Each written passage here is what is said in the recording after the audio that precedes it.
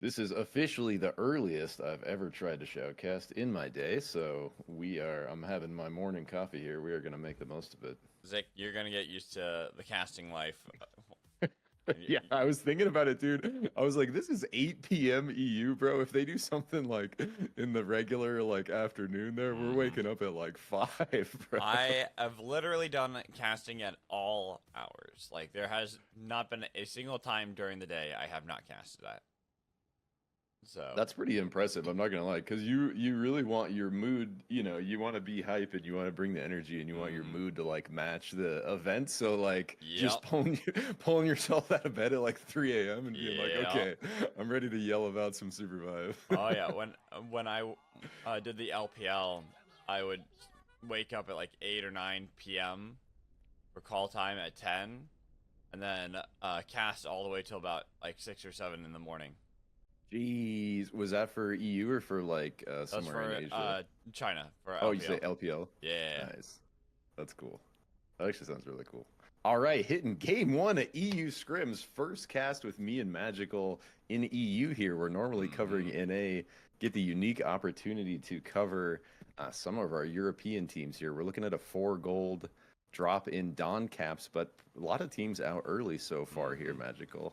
And it's going to be like really interesting, bro, to kind of see a little bit of the difference between, kind of the NA meta and the EU meta and how stuff ends up playing out here. I'm surprised no one went for the train. We did have some of our golds on trains to split. 2 Dawn caps, only having Finn, finished in Nebula team going all the way up there. But there is going to be Turbo Velocity, who actually did go for that. But, oh, it's going to be stolen away. Coin flip joined on the train right at that moment as it got popped. And they stole away the loot that had been unlocked by TTV. GG.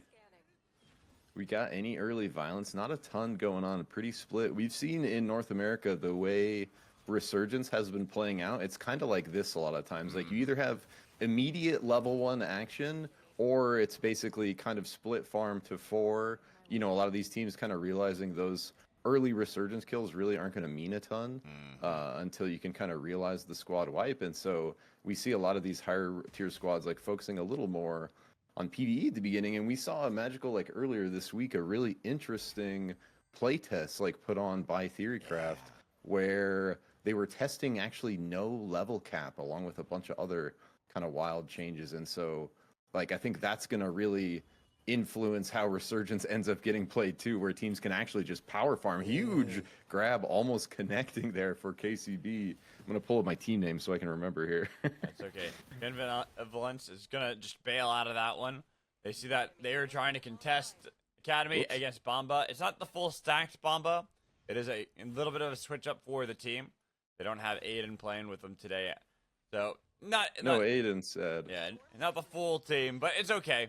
They're still a really strong team. I feel like that's why a lot of people are giving them credit, but we go down here to Button Smashers. Kind of face off against the Wisp-Benders. A nice pull does land. Going to be our first casualty. Mauku is the first one to fall. Will be confirmed as well, but it is day 1. But as we have some other teams coming in, out of nowhere, it's K-Corp's Next Gen SV Kings fighting up against the Button Smashers. But unfortunately for WE, they were the ones that really suffered at the beginning. But now, Button Smashers try to get it back and kiting over from the falls out of Prisma. Almost finding the knock onto Mayaman. And they do actually get it. The flips away of Trust. Doing a great job trying to survive. But there's too much chase down. And only Mr. Fluffy Fish will be surviving that battle. Yeah, Fluffy Fish really having to. Nice turnaround there by Fluffy. I was gonna say only 7 seconds left, but he is gonna get a buddy to come through now. So looks like Button Smashers are gonna be in it still. Was a nice push there on the side by SUPERVIVE Kings to kind of opportune that third party early. Nice pin by Arcane with the Myth R&B. Are they gonna get this knock? I think they are, but we got Diablo.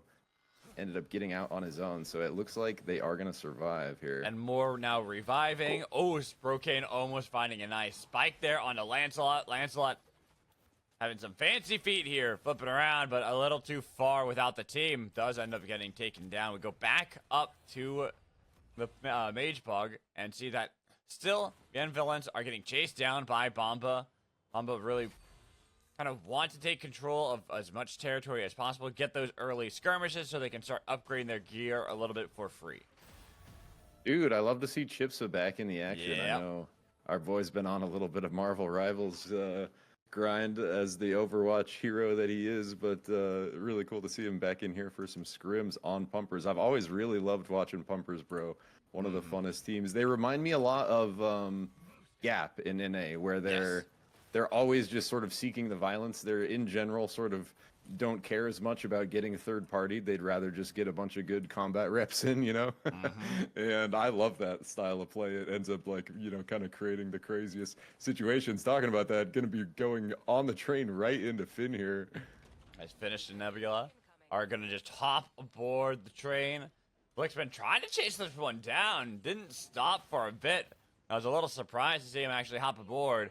But I think once he realized the rest of the team wasn't going to join up, they decided to fall back for a minute instead of looking for the boss that's up north. I don't see what it's going to be dropping for us. Not exactly sure what loot could be played for. We see Button Smashers off of that kind of recovery from getting wiped earlier on that third party, and they're going to run, almost a grab for Brocane, but I don't know if he actually wanted that because the rest of Bomba is here and his team is not. So Catgirl Cafe Manager reverses the dunk and locks it in on them instead. And I don't know Catgirl Cafe Manager is such a good name for Kingpin, bro. Such a good name. I always leave it to you with some of these really clever names. They go, and some of them will just have the funniest things. Like NA's been doing a good job with like the Strikel Jordan stuff. I appreciate that. Dude, did you see? All right, I'll let you go. Well, tell me in a second, because right now coin flips are fighting with the Wisp Enders right out in the storm, and it is getting close. Only one remains. A brawl tries to get away. It's day 2. If you fall here, you're eliminated. Wisp Enders, the first team taken out. Yeah, that's a tight spot because that's one of those fights where, you know, a lot of times you want someone to try to peel to get out, but that's one of those fights that was maybe winnable for both sides. So you kind of just have to commit there. And we see, you know, the price of committing is if you kind of lose that in the end, you are going to get taken out, especially, you know, fighting that deep in the squad. Perhaps same thing happening up here. Really even fight, but Pumper's kind of going to get, you know, the better of them by Button Smashers here. So nice fight by them. We kind of pulled in right at the end of it, but looks like we have more action down here between Finn is formed in Nebula, correct? Is it formed or finished? I can't remember. Let me pull it up. Really. Here, formed. You're right. Formed in Nebula. Formed in Nebula and versus the washed cookies. Washed cookies, nice. These team names are great. I like that. BEEBO, Tonk doesn't land it on anybody, but has the bomb right there just in case. Looking for a little bit of damage onto Choreo. I'm not gonna actually take it. Instead, they get pushed back. No BEEBO play, but Black Grog instead taking the place, looking for any kind of damage to the back line. Gotten past the oath, but look behind them. The next CV Kings are joining in. Same with Turbo Velocity. A lot of teams will be here, and unfortunately for Caro, goes right towards TTV, puts down the chain. They've got locks onto them. This brawl cannot get out of here. The Zep is gone, and I think only one remains for Formed in Nebula, and that is all the way over here. Nova, hoping that that jump pad will be enough to create distance away from Washed Cookies.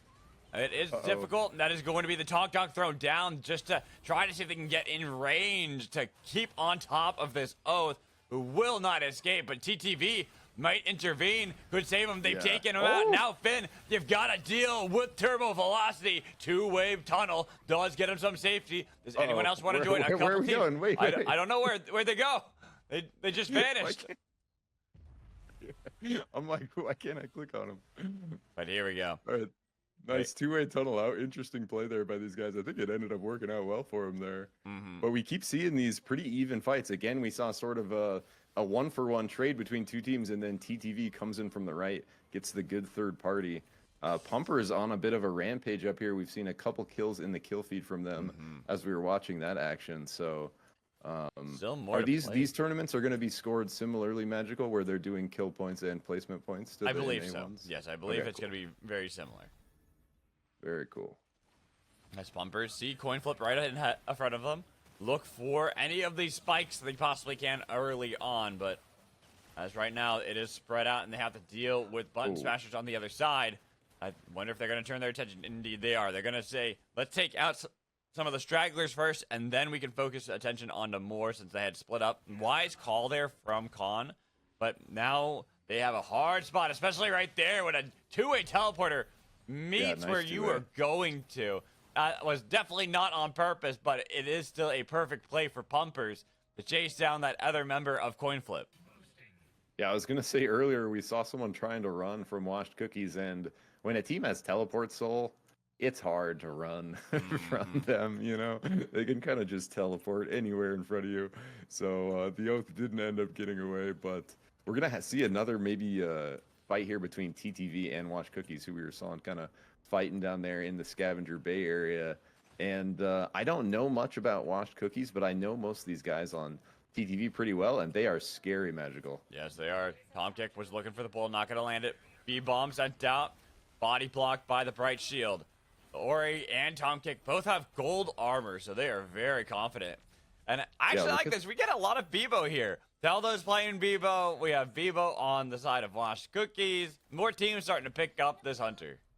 Dude, I love to see it. I know you do as well. More BEEBO, also more Jin. I've noticed. We almost see no Jin and nice hook. Pull there from Sprokane. Not getting the knock though. Hut Biscuit surviving, Pumpers. and the pull that looked so good from Button Mashers goes right against them as they have the background and get spiked down. So unfortunate for them. And now Couple big Pumpers... King plays there back to back, bro. You see a pull and then a different one coming in with a slam. But the fact that Pumpers reversed that, dude, and get the kill themselves is very well played. Yeah. Here we go. Tom Kick with the delicate. Yeah. Oh, that is a scary one right there. Having delicate disguise on your Tom Kick. Kingpin looking for the pull with a grappling hook. Pumpers, they were on their own base. Might be able to TP away, but they keep going, diving in, looking for the back line. Any spikes they can, but it's going to be Chipson, the first casualty for them. Blixman dashing around a long distance. Chapel 2 not with the team. Another chain has been connected. A two-way teleporter had bailed on him. Pumpers survive, but completely separated from the team. And with the chains on one side, actually does somehow find a spike onto Soul. Yeah, nice by Blixman. Does get out with the two-way. Yeah, finds a little isolated. Is going to be able to get. He's kind of in a good spot here, Magical. Like a little bit on his own.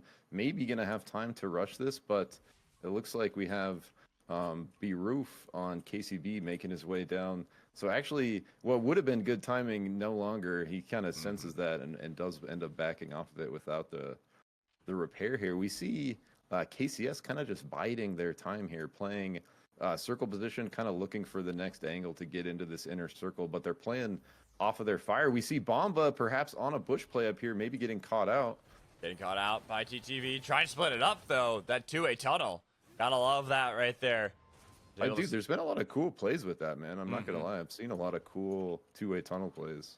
Me lately. too. It's definitely one of those things, since you can't see what's on the other side, you just know you're able to go a pretty good distance, that it can create some madness if someone's defending the other side or getting that hopeful play where you're able to barely survive. The crazier ones are you get into the tunnel and then it despawns right after you go in.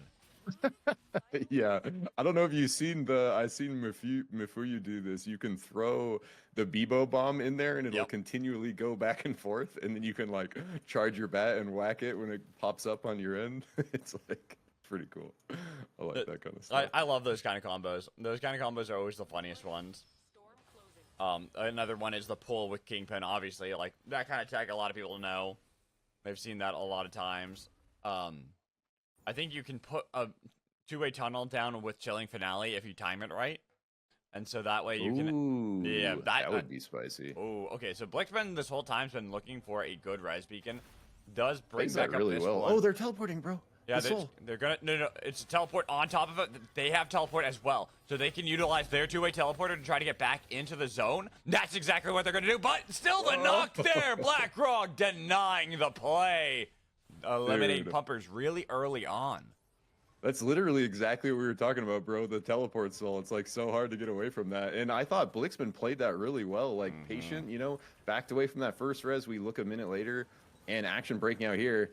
Bomba already getting chased down by the next SUPERVIVE Kings, losing out on it as well. Oh. KCS, they are the team that are dominating, but TTV are right behind them. We got more joining. Washed Cookies too. Unfortunately for the next SUPERVIVE Kings, they had this great play on the Bomba, but when you get fourth partied in this situation, what can you do? B-Bomb nearly landing onto Lancelot, who tries to dash away, should be able to escape. TTV actually falling back. They see straggler members of Wash Cookies on the other side of them. They try to see if they can TP for this flank, but they've got him clocked in with the Tonk Tonk, and then Clarny separating, not even wanting to try to save the team, but the team is nearly gone. Bomba also have been eliminated. It's up to BlackRog if they can survive and get that revive on Iza, but not able to do so as KCS with their own crown scare them off with the KCB on the other side. Maybe waiting it out to see if they can find someone going a little bit too aggressively. Uh-oh, yeah, so much back and forth here, and our fourth team gets taken out there in Wash Cookies. So TTV locking in that squad. Elim, 3 squads left here, all with 4. So going to be looking for that inner circle positioning. We'll probably see a bit of a slowdown. Oh, I lied. 3. The crown is on Lancelot. So a minute left, and KCS will be back at 4. They're missing the bishop here. Tom Kick, though, with the delicate. Oh, delicate Blinkstone combo. Tom Kick, always great on this. And there's the B-bomb landing, getting the blast of damage. No follow-up. But Tonk Tonk goes for the dive, looking for the team. The Benevolence are already on the other side, but they're not even going to join to try to see if they can save the SUPERVIVE Kings. Instead, they're just trying to heal up. Another B-bomb from downtown, as there's going to be that dash away with the two-way tunnel. Barely is Arcane going to get out of there. Teldo still staring down the one with the crown. Want to deny that crown play as best they can. They don't want to have to deal with a full team once more. Yeah, so scary to try to push that Jhin over Abyss. Honestly, it's like a split second he needs to turn and dunk, and that's with the crown, that's team instantly back. So they don't want to over push this. I do love seeing Teldo going turbo on the BEEBO, bro. He gets a huge B-bomb. He shifts it in with the Tonk Tonk right after, forces them both off. Starting to really see the BEEBO plays come in big. That bomb does so much damage when you hit the fully charged one. It's actually wild. It's got a lot of damage, but there's also, if you watch what Teldo's been doing, it's a full charge and then you throw the B-bomb. So when you do that, it actually sends it a lot further than a normal hit if it's just on the ground. It'll go a really crazy distance, and he's getting really good poke by utilizing that combo. When you say throw, you mean he's not hitting it with the bat? Oh, he is. So he'll throw it out, and right as it's midair and still flying, he'll hit like it. the momentum thing. Yeah. And it That's goes pretty, a crazy awesome. distance. Yeah. It won't do as much cool damage, tech. but it'll get a little bit of poke onto your opponent. Right there, yeah, he just did it right there. Nice. Oh, looking for the pull from Tom Kick. Almost was able to land it. Still kind of watching these teams stare down. Everyone is back up for all our squads having the most wanted crown work. Looking for that delicate disguise play, but not able to land it on to next SUPERVIVE Kings just yet. Staying in the machine. This is a difficult area for teams to fight around. You have that Thunderdome right there in the middle. You've seen this before. And with all these lasers and knockbacks on each side, it's very easy to get pushed into one of those and take a lot of damage from something you just weren't expecting in the first place. Yeah, totally. And if we look at kind of the total equipment on all these teams and who kind of has maybe the advantage there, I think if we look at TTV, like look how pinked out they are, bro. They are blinging. We got Tom Kick on the delicate disguise Blinkstone. Already seen it. Blinkstone. Look terrifying. And yeah, Blinkstone on Adamark as well. Good call out there. So, and like full pinks on the evolutions. Probably some, let's see if we got anything spicy coming in. Nothing too crazy. Nah. On the evolves. But KCB playing this really patient, bro. They've kind of been on the north side this whole time, really just like sort of waiting it out with, waiting for these two teams to make a mistake and opportune after that. But I think, without a good engage or third party from another team, TTV does have significant advantage here just on the kind of gear and powers. Tom Kick looking for it. Not going to quite get it there. Pretty close, though. Oh, two-way tunnel, though. It's next SUPERVIVE Kings right behind TTV, but accidentally they take the two-way tunnel as well, and as they knock them out into the storm, taking a lot of damage onto these members. Megan does do a lot to separate the fight, but TTV lost a couple members. You have to keep in mind, they accidentally went into the two-way tunnel themselves and had to get rezzed right there. it was really awkward for them. So no longer do they have the Ori, which gives all the advantage to KCB, dashing in, taking down Tom Kick, the pushback, but they still have the heal. But when you lock down an Oath, even with an Abyssal Breaker, there's a little you can do in the Thunderdome to get out of this one. Tried to blink out of there, but it was the Storm that was already crashing down, and with everybody still fighting, a crown onto Lancelot.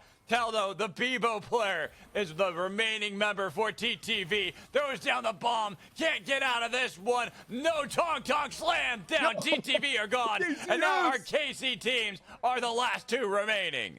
Dude, they jack the soul, bro. So K-Corp is in control here, regardless of who wins. Either side, K-Corp wins. But, dude, KCS snipes that, gets the crown proc and the double souls. So can't quite realize that XP soul. I don't know how valuable the teleporter soul is going to be as well. But the Wisp Polar, bro, the vacuum comes in huge there. They can't get away. Forced to glide into the spike. And for both our teams, our two French teams now stare each other down, and one with a slightly better position, not only with the terms of gear that we're just talking about, but where the next circle is going. Yeah, we see you may be thinking like, you know, to the audience, like, why is KCS like not pushing this? Well, it's like we see this next circle position.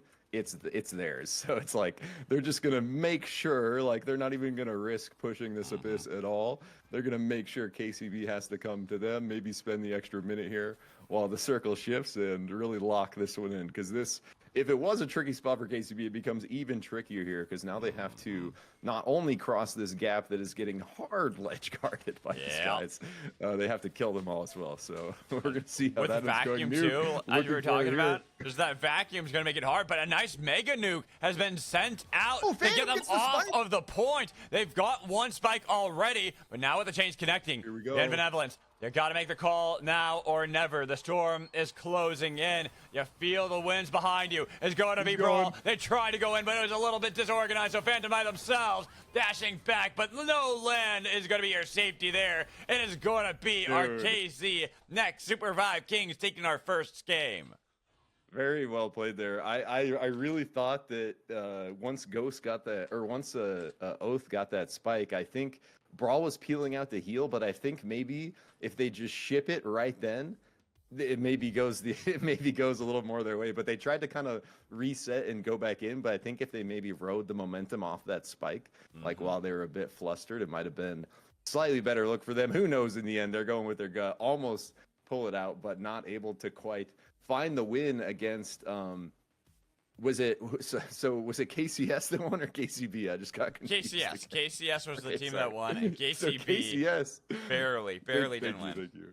KCS had the clutch most wanted proc there on TTV at the end to, you know, kind of bring everyone back and lock in that clean 4-man advantage at the end. So very well played by KCS to bring it together there. That was cool. Like I said, our two French teams too, so it's actually really cool to see them both finish in the top spot.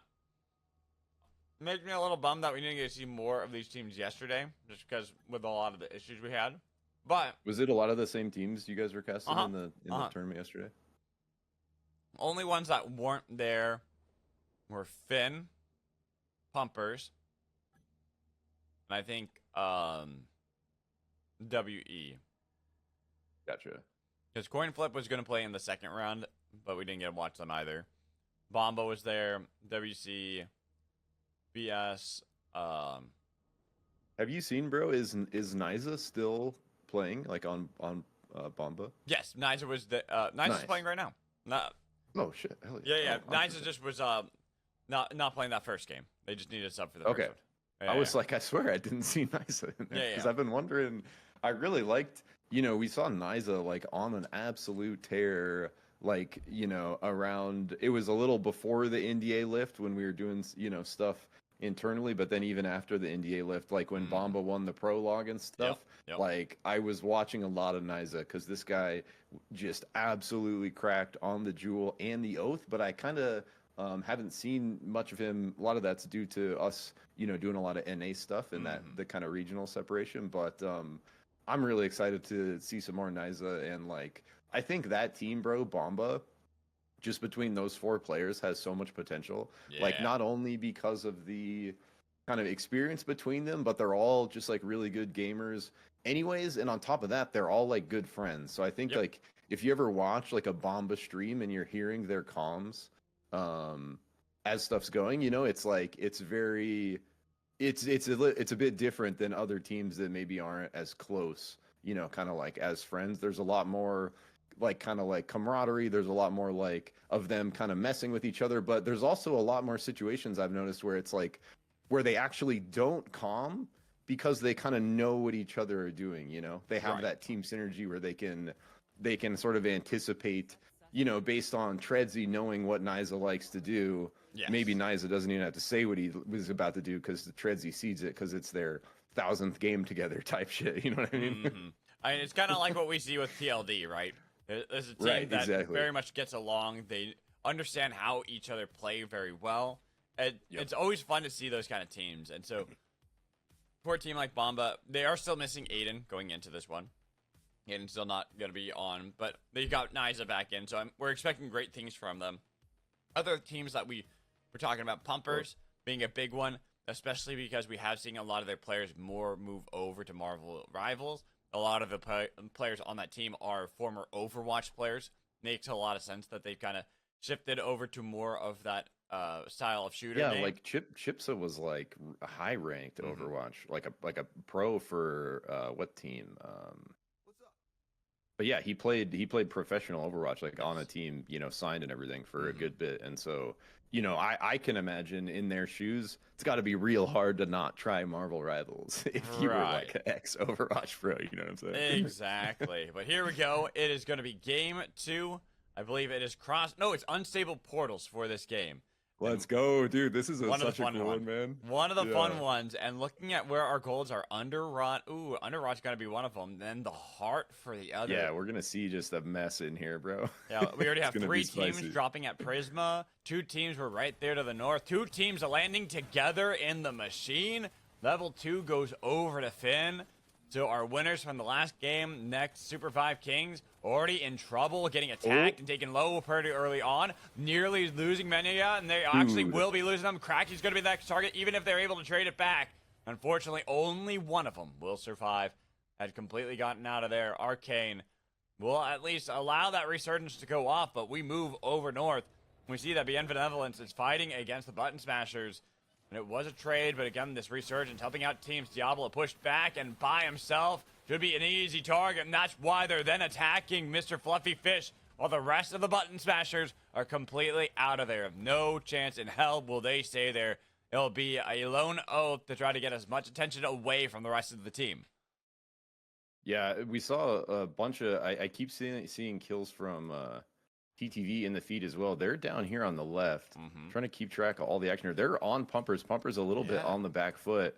Level Looks like 1. TTV wants to kind of push this advantage here, but it's going to kind of get reversed Oh. there. That's actually really big for them. It's level 1 onto their Shrike there for Hot Biscuits. So I thought, if anything, it was going to be TTV winning this. But look, their oath is not with them. Adamark completely separated. It's up to Tom Kick now to try to survive. And in the middle of 4, so difficult to do so.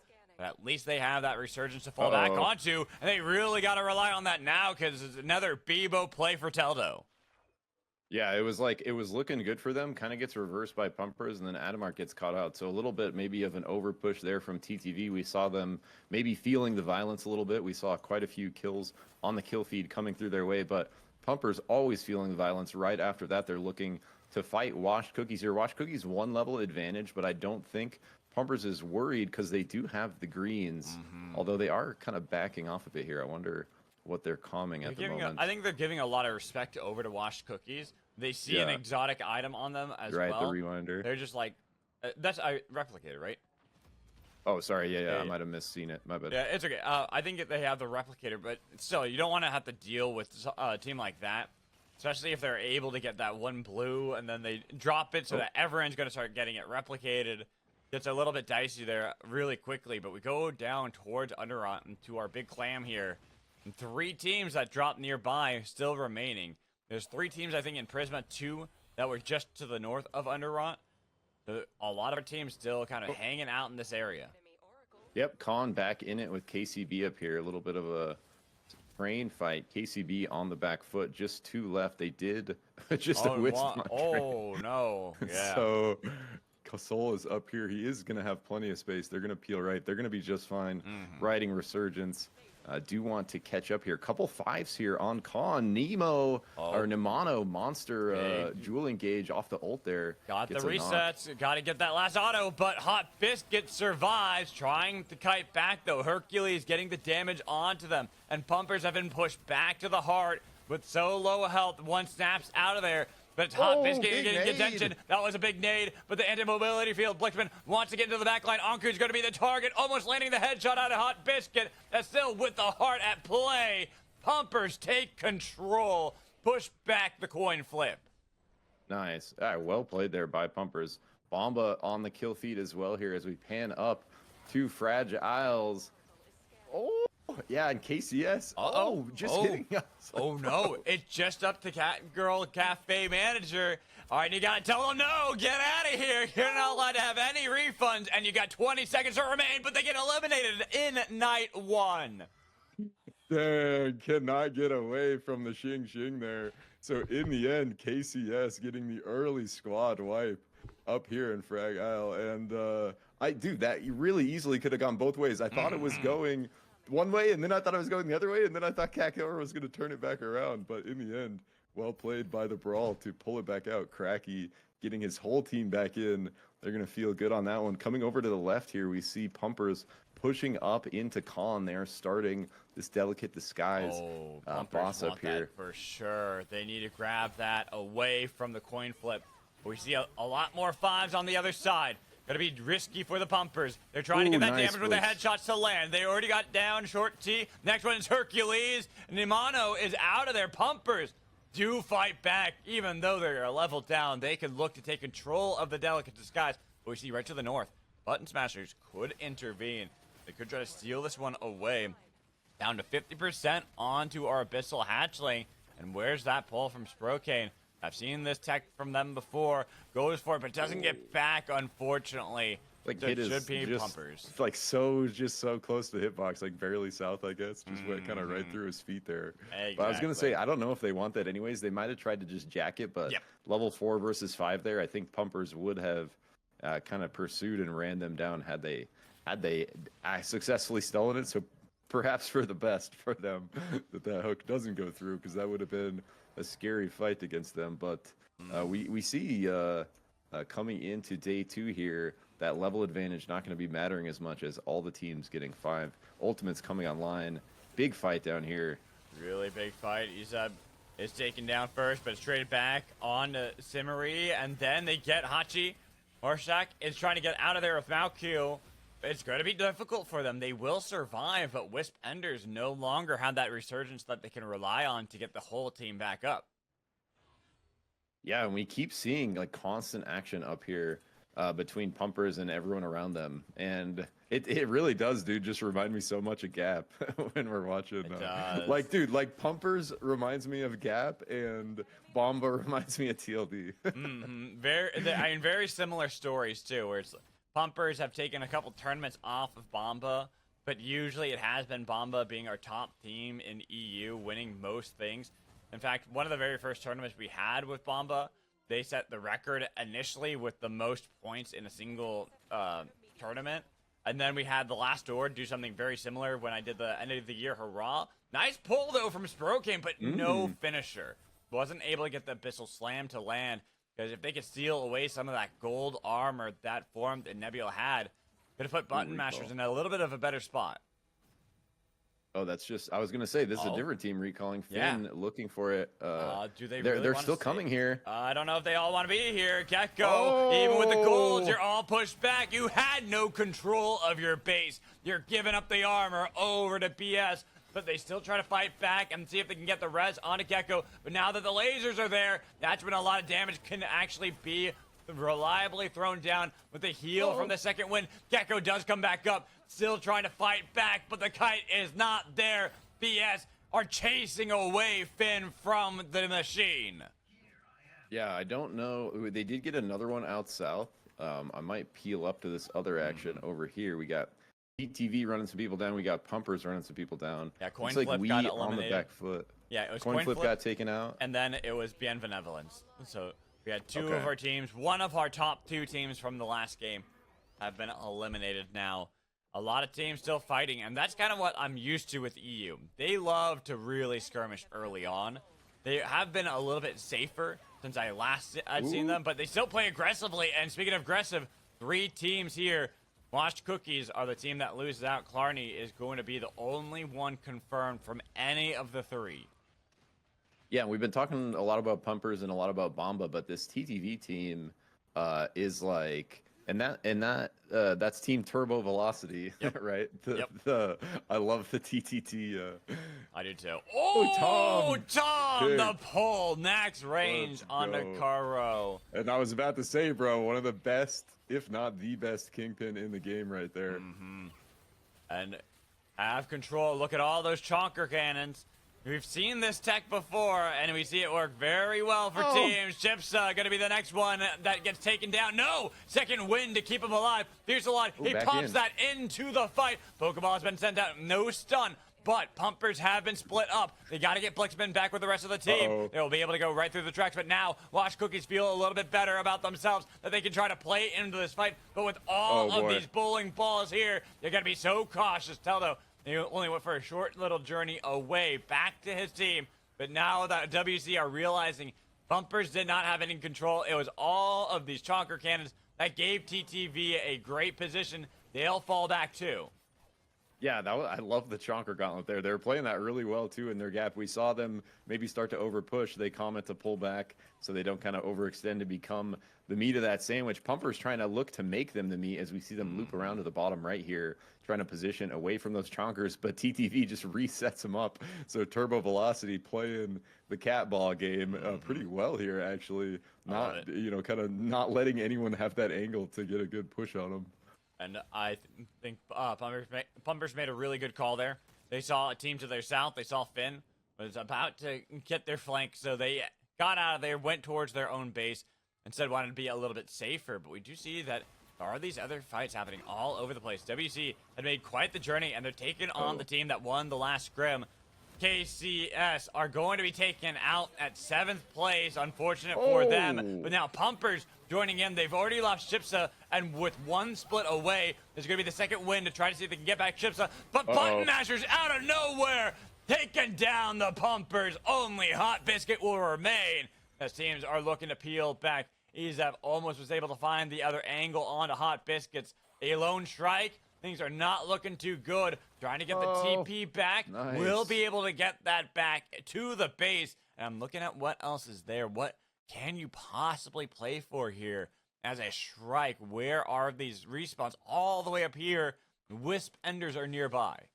I love seeing Hot Biscuit on the strike, bro. It's so cool. We almost see no competitive strikes. The only one legit we see in NA is Pine, dude, on Triangle Jordan. And even he's been playing Zeph recently, so love seeing Hot Biscuit on the strike. Does make it out for his team. Really nice recall there. Is able to get the res. So Pumpers not out just yet. Some ghosts here. They're going to be able to go 9 and be right back in it. Perhaps find something off of this fight. But we see WC in it again down here. Huge damage onto BS. So almost another squad wipe.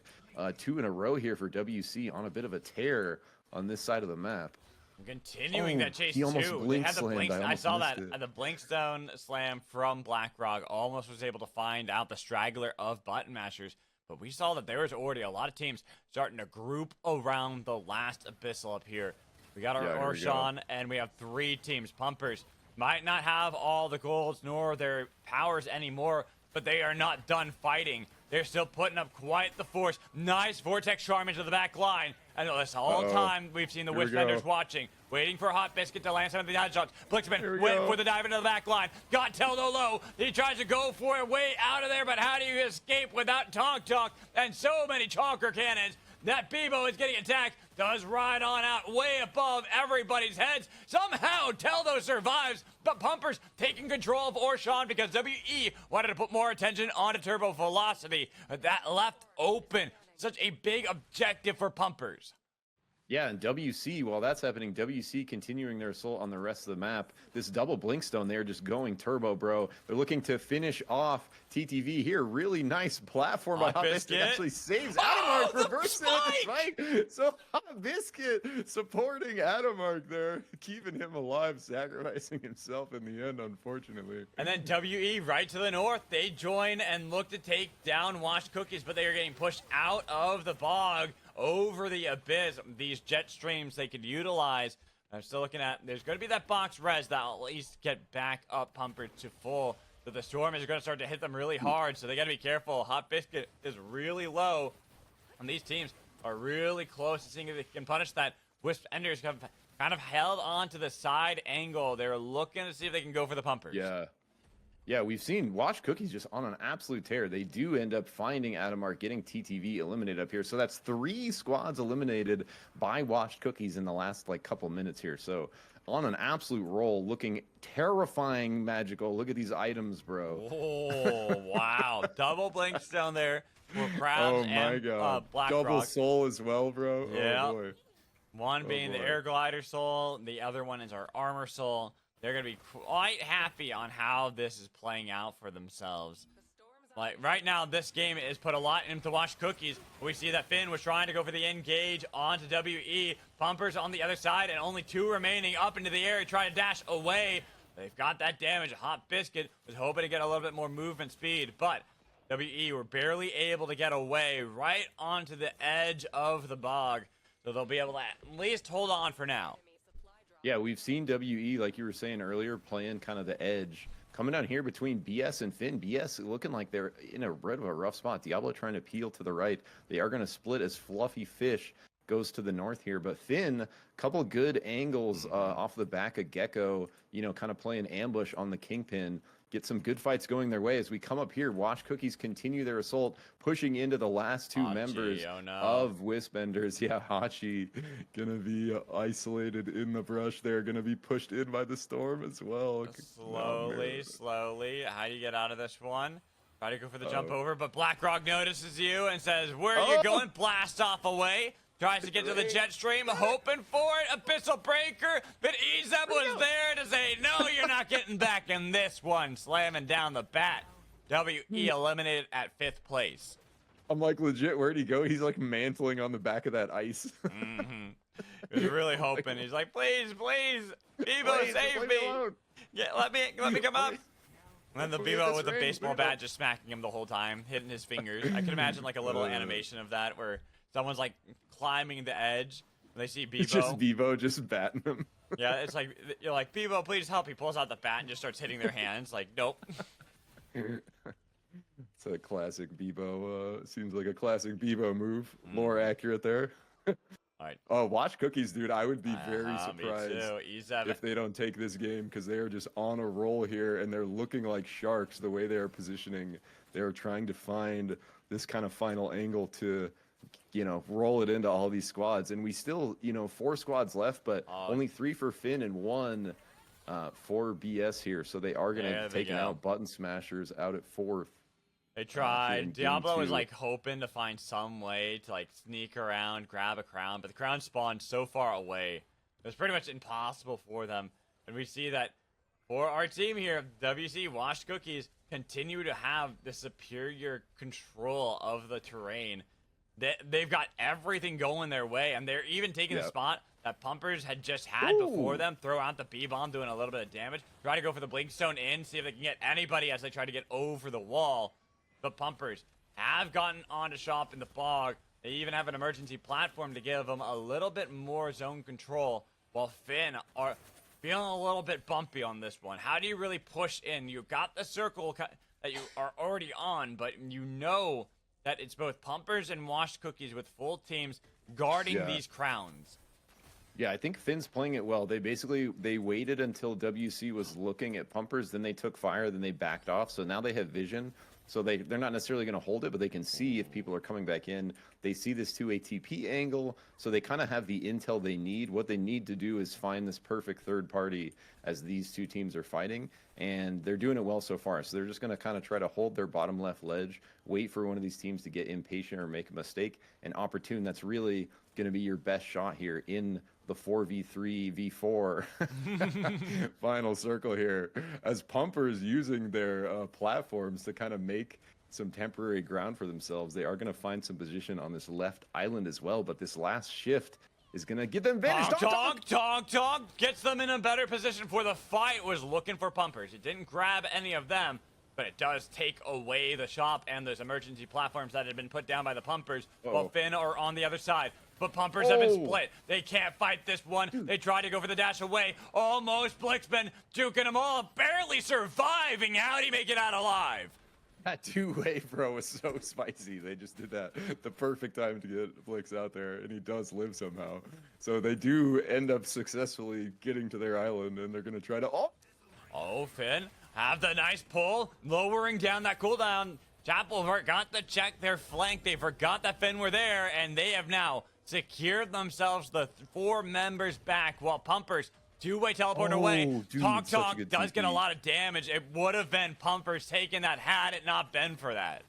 Yeah, that was like, you know, they kind of saw the writing on the wall there, being right in the middle. They do get the 2 ATP out right before the Tonk coming through from Ezib. This seems like such an Ezib character to me. Does. This BEEBO does, where I think Ezib might be a full converted BEEBO main, because he's looking pretty good on him. We've already seen a couple massive B-bombs just chunking people for 60-70% of their health as he's kind of whacking them across the gaps here. Here it comes. Tonk just throws out the Tonk. I also like that he's using that more to throw out Tonk as opposed to being with the cart. Yeah, he's letting it self-drive, a little Tesla action versus the versus going in himself. I like it too.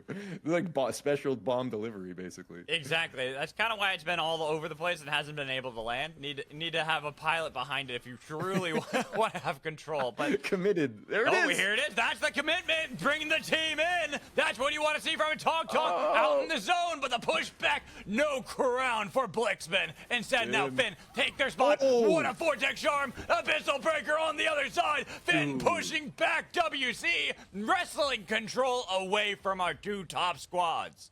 Dude, monster push bear by Finn. That's exactly, look at these shards, dude. That's exactly what they needed to do. And I can't believe Pumpers and WC are fighting each other here. Chipsa just looking for that pick Finn? with the crown. Hello? They just went through the storm and said, we're still going to fight against WC?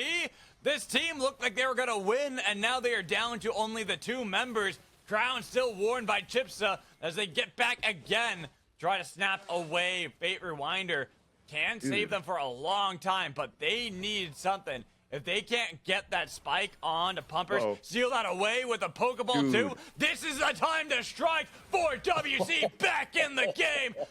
Hot Biscuit, there's nothing you can do here. You gotta hope that the other teams focus on each other, but they didn't. Instead, they focus on you, while WC still has to worry about that Tonk. He's getting away, but now leaving the rest of the team as Finn are still doing a great job with the damage to push into the wall, looking for the knockdown with over the Abyss, not landing the ball for Gecko, but they have a respawn beacon.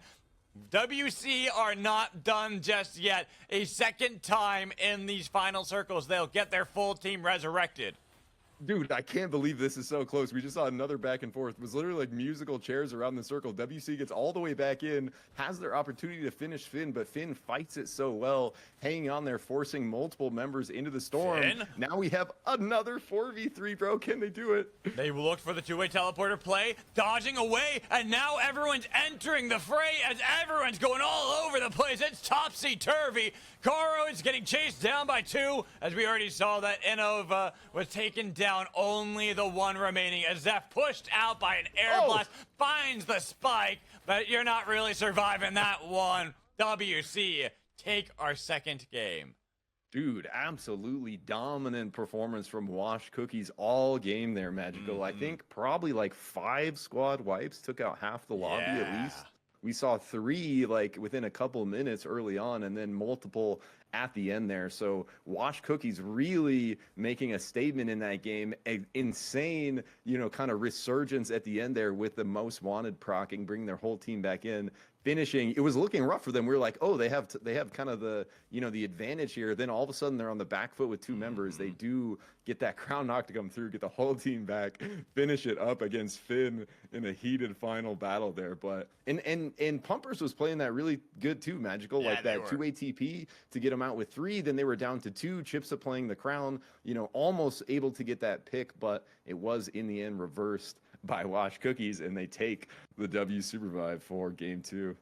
So we've already had some interesting games so far. Our teams that we kind of expect to be like the top leaders, Bomba and TTV right now, haven't really made it past. I think TTV made it to top 4 in game 1, top 5 in the last one. Bomba was 6th place both games. Pumpers, that was their highest finish at 3rd place. So we really got to look at all these other teams for EU. I know it's been a bit since I've casted some EU, and I'm going to try to do more EU casting coming up as well, especially if we're doing this time, because this isn't too bad of a time for me to do casting. It's actually good for me too, bro. Like right around 11 is like, yeah, it's actually like before I'm kind of getting too deep into anything. So anytime you need a co-caster, dude, I'd love to get out here with you. Yeah, I might do this more often because this one works better for me, only because when I have work on a day, it starts at 7 p.m.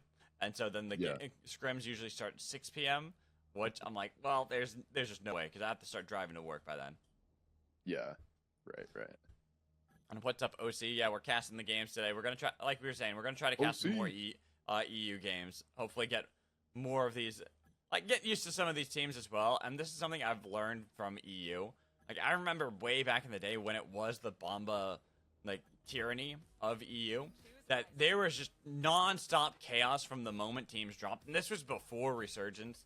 Teams just like to play bloody. They like to fight right away. Games were quicker in EU, but we've come a long way since then. A lot more patience from teams, a lot more macro sense, understanding where to play and what they got to do in a lot of these games. And that goes for both EU and NA. Yeah, 100% agreed there, man. And it's like it's just like the game is so new. We're seeing this constant evolution of the competitive meta, and it's weird how I've always thought it's weird how in sports or video games you get this like regional separation that happens purely because of this kind of hive mind things that form when players are playing together in the same lobbies over and over again. You get these like trends that start to form, and then that might be different from like region to region. And we're kind of seeing the first form of that play out in SUPERVIVE, where we're seeing a little bit of a different take for EU than we are from NA. And like watching these scrims, like I haven't, I've watched some of the Battle Hub stuff on your and Relic's channel, but I haven't like gotten to spectate EU scrims yet. And it is a bit different from NA. Like the kind of pacing, the feeling is a bit different, but some similar things apply. Like what you were just saying, this kind of approach to Resurgence now, where a little bit of that early fighting has like become a bit more spread out, a bit more PvE objective focused, kind of realizing that those Resurgence kills don't mean much unless they can full squad wipe. So we see, kind of it seems like for both NA and EU in general, it's either we're murdering each other level 1, or we're not really fighting till we're like level 4, getting after we get our first couple camps. You saw that too. 3 teams dropping at Coldfang's Keep right here. I was looking at that. I'm like, all right, how many teams are going to go for this drop, try to take that? Boy. Oh, it's TTV dropped right on top of the Wisp Enders, and poor Wisp Enders. We're not ready for that skirmish. Yeah, having their first knock. There. Yeah, it will be confirmed too by Tom Kick. Getting the level 2s. Well, then it's gonna go right into WC. Pershak goes right to them. Thankfully, they had split up. They had sent one more member north, but we are gonna have our 2 teams contesting control over Coldfang Keep. TTV and our winners from game 2 in Washed Cookies. Oh yeah, this is going to be heated. Everyone remembering the last game here. You don't forget if you just got knocked out by a squad and you see them immediately at the start of the next game. So probably going to be a heated battle down in Coldfang. We look like we might have some action. I'm going to come right back down here, but we see Bomba pushing into Finn here. Yeah, Finn got second place that time, and it looks like, unfortunately for Finn, they had to separate, leave Innova on their own so they can try to get out. But we go back to Coldfang. Teldo it's going to be that first casualty for TTV. They're a little too split to actually contest against WC on control for some of the more northern gold here, right around that vault. Instead, WC are chasing away Adamark and separating TTV completely. Yeah, one of the like kind of disadvantages of splitting to get the golden Coldfang is something like that, where if the other team is together and they find a pick, all of a sudden you no longer can loot anymore, and you just got to peel all the way out. Like we saw there, we see Pumpers really nice engage here onto KCS. They are going to take out Manayan on the Bishop. The rest of KCS peeling right there. But still Resurgence, so they'll be back up. And speaking of that, you see that Teldo back on their feet, and then getting a spike as well, right back to get the spike. A good dash away from WC as they go towards the catacombs. Baton kick. They are a little bit angry from the last game. TTV are chasing WC, the team that had won previously. Ooh, what a find in catacombs. Yeah, nice little scale chilling in this vault. So for anyone that missed the patch notes, this is the only kaiju item that cannot be purchased anymore. It's now an exotic, and it can only be found like this. And now the other two can be found occasionally in the global shop or at potential shops around the map. Ezib getting taken out there. They're looking like they want it back again, but a bit split for WC this time. Oh, and they haven't picked up that skill just yet. So, ACS going off. I just got to see what's up here. See that there was a little bit of a skirmish trying to run away, it looks like. Trying to get out of a previous fight because they had been resurrected, but they found Benevolence as well as finding Coin Flip, getting a nice slam down. I think Coin Flip are down to one member as well. Having a lot of these skirmishes where our teams are moving around, trying to find better foothold of the map, but unfortunately not doing so. Coin Flip down to that last member while we see that the next SUPERVIVE Kings on the other side of their sister team here in Beyond Benevolence. The K-Corp battle back at it. Yeah, the two French squads, a little bit of a tussle over here as we do have our Resurgence. So everyone's going to be back up, but level 5s on the side KCB of Benevolence. It's going to be difficult for them to get out of this one. As SUPERVIVE Kings are split up, they decide to go for Manayan and chasing down the Bishop with no easy way out. Even if you have the rockets, you put up a shield, and there's going to be the dash with the surge, the punt back. But unfortunately for you, it was Doom. Oh my God. Whoa, there was a lot of teams over here. You and I just noticed that. Everyone meeting in the mana coils. Yeah, we just see like the migration from Coldfang, bro, as the storm shifts. All these teams flying up here. Yeah, at least 5 squads kind of trying to find new position as they come into the circle here.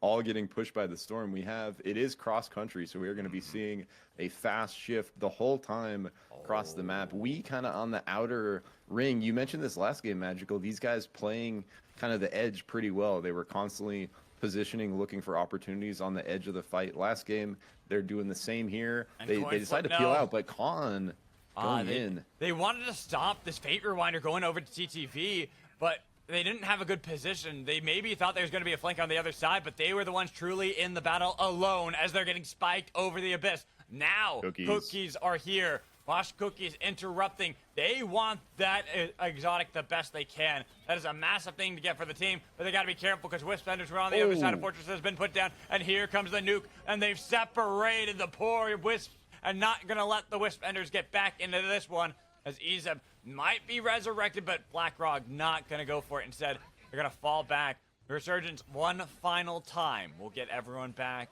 alive, but it is still that Fate Rewinder secured by TTV.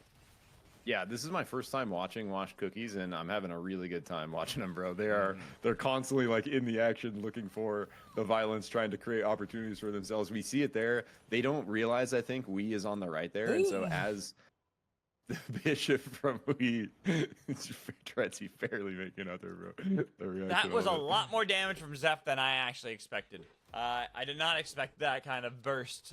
I should have. Little boy can pump, bro. It's like he reminds me of Ezreal with heals. That's why I like to play him. Yeah, it's ex Ezreal main.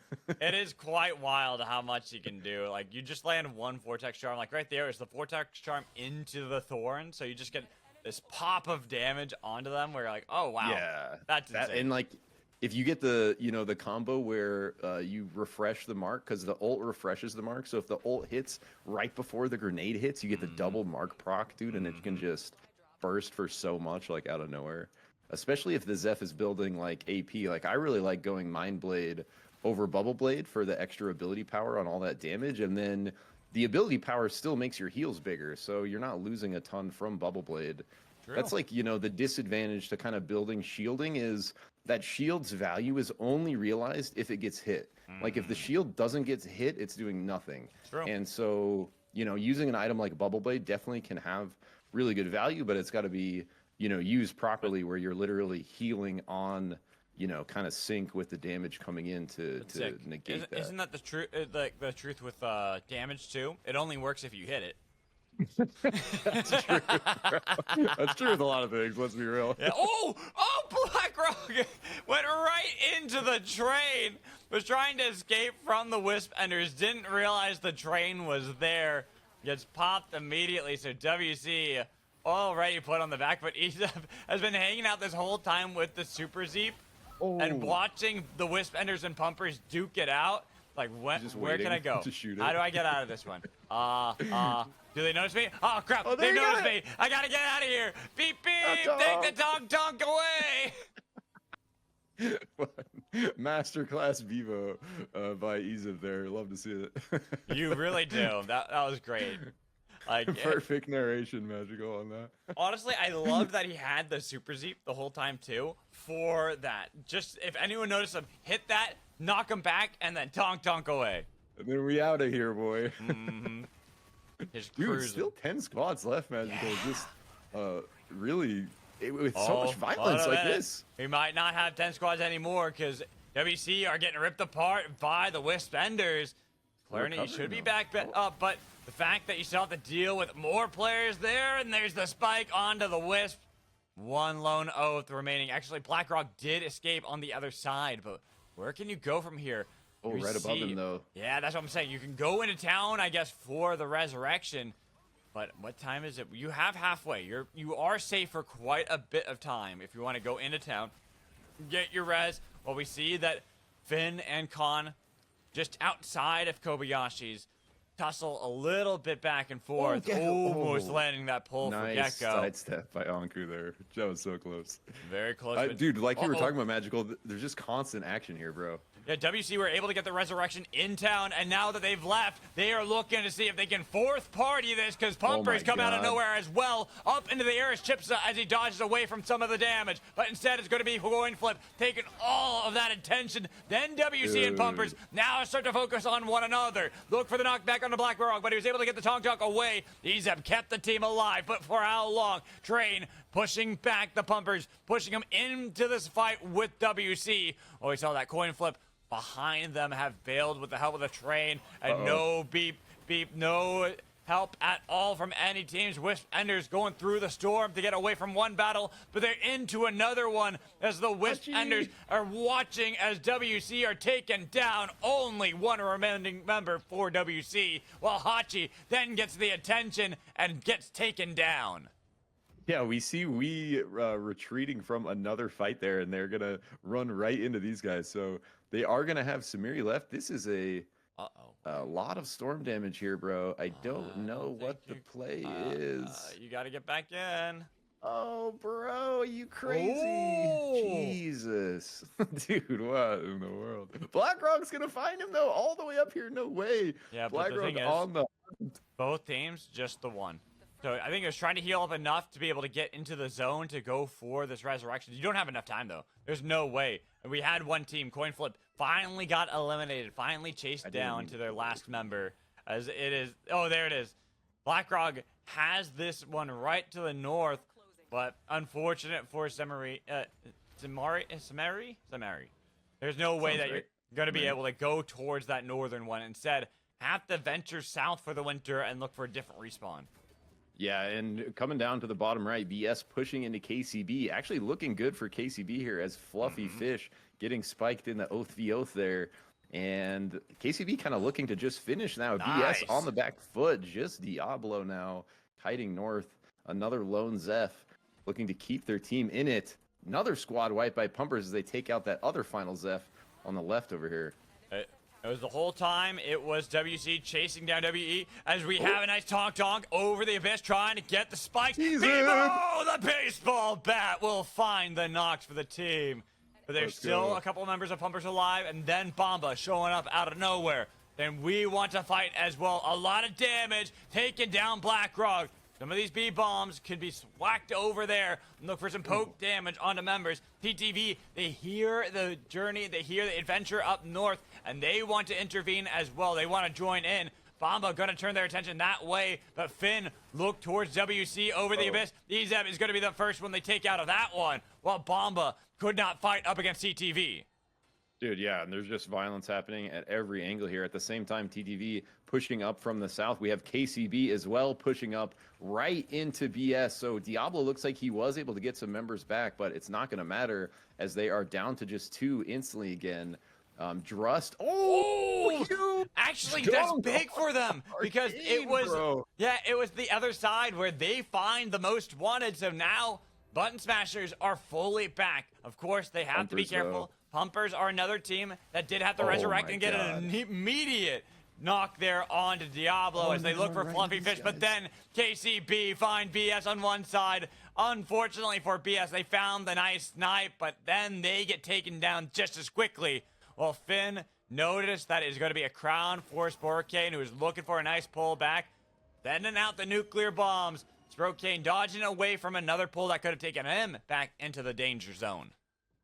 Yeah, that was a crazy sequence there for BS. They were just like right in the middle of everything. They get the crown to proc. He's going to go right back into KCB, though. Nowhere to go. Oh, he tries to get away, but he gets spiked, and BS have been eliminated.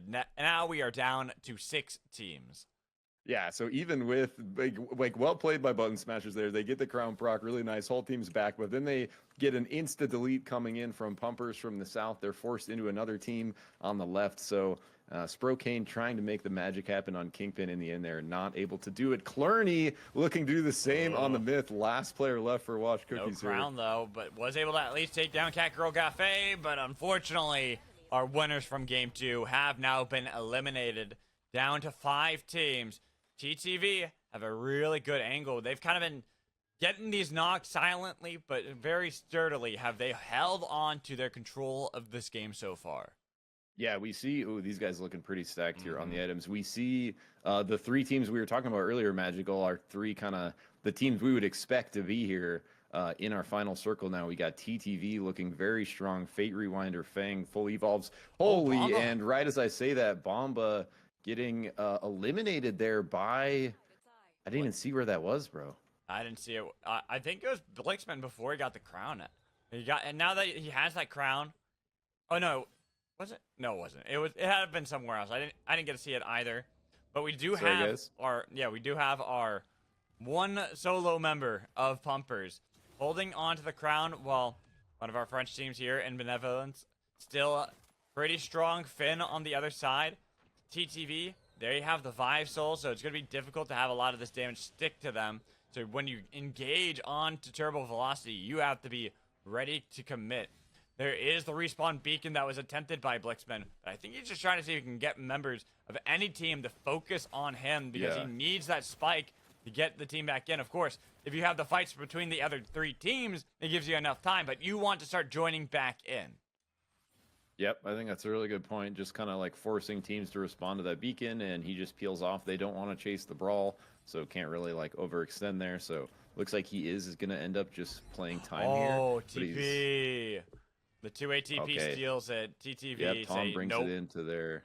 Very nice. I don't think it's gonna matter. He's gonna seem very safe up here. It's more for like if you get that knock, you get the gear too, so you can give that to one of your members. So you're not. No, totally. I'm not saying. Yeah, I'm not saying that it's a bad player thing. I'm just saying he's gonna be just fine up here. Yeah. Though he is gonna be pushed in pretty heavily by the storm, and when the team is resurrected, to play this angle. Yeah, Finn gotta know that he is on that broken bridge, and with 5 seconds remaining, the storm is not slowly pushing in. It is collapsing on his zone And now with Pumpers all back, they've got to push in. But instead, it's going to be Benevolence fighting against Finn, trying to get the knocks. They are going to find one on one side. Gecko's going to be the other one. Finn, they had this great zone control, but then when Benevolence went for the fight, it's given Pumpers that same control too. Well, outside of the zone, waiting for the two-way teleporter to get back into the game. Pumpers still putting a lot of attention onto K-Corp, but they are getting knocked, and they got to be careful. Chipset is very low, doesn't get to go up into the air. Instead, it's just the two remaining, Blixman and Chapel, trying to get away from our French team on the hunt, chasing down Chapel. And again, Pumpers can only rely on this one, the brawl, to save the team. But TTV say no way as they eliminate them at third. Dudes, we see KCB take out one team, TTV take out Finn at the same exact time. So our final two left here, both coming off of squad elims. Well, I guess technically TTV maybe sniped KCB's final kill there. But, you know, both teams kind of getting a clean 4v4 squad wipe. Really well fought there by KCB. I guess it wasn't clean by any means. Sorry. It was a total cluster. And it was like a 4v4. Finn was over the top on the back foot. TTV does end up running them down, getting the squad elim, and then getting the final one pushed into them from KCB here. KCB looking scary this game, Magical. Damage Soul, Fate Rewinder, really nice evolved armor on the Kingpin Baroof.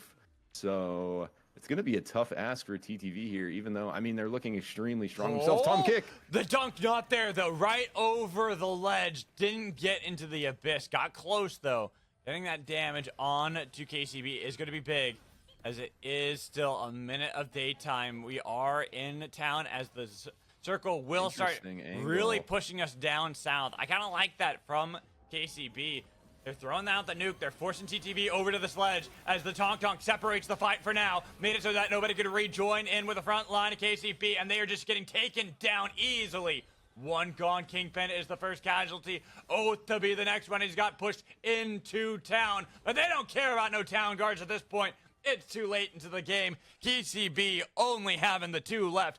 Soul and Ashikata are going to be the last ones as a B-bomb has been sent out with Napalm 2. They look to get Soul and the Ashikata. How do you get out of this one? The answer is there is no way. You're pushed into the storm, and it rains upon you for victory for TTV.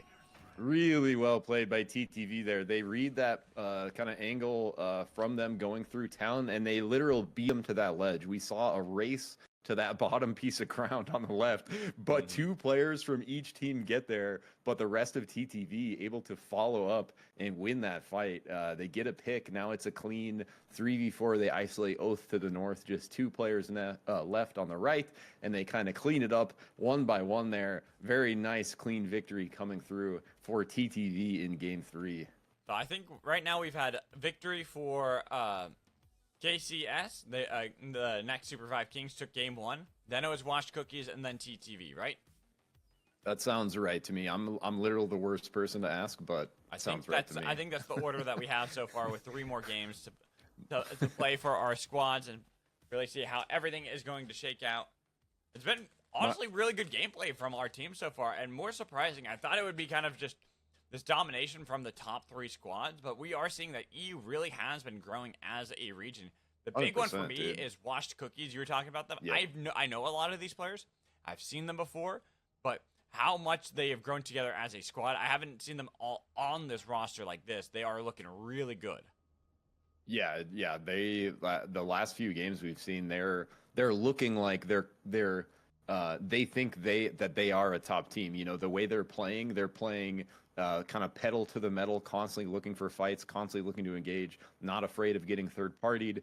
They're looking like a top squad, and, you know, that's really what it takes to become a top squad. So, yeah, I agree. Really cool performance from Watch Cookies. I will say, in general, it does feel a little more like some fighting just for the sake of fighting than we see in NA, you know? It's like where we see just, okay, like this team's killing each other in a 4v4 up here for no apparent reason other than just to do it, and these guys are doing it down here.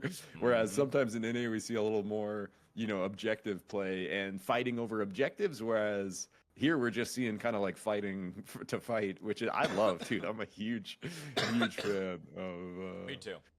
You know, that kind of stuff. So, and like you said, like, you know, some of these newer names, newer teams looking strong. Like that was the first game, you called it out earlier, that we saw, one of our big teams kind of that we expect to win coming away with that victory. So, and that, that's another reason why I'm just such a huge fan of watching SUPERVIVE is it's like, even if you are the top squad, there's just so many elements of kind of variation in this game that like, any one game, there's so many factors that can kind of detract or add to your victory that it's never a sure thing. Even if you're the best squad in the game, victory is never assured with all the kind of chaos that can happen out here. Very true.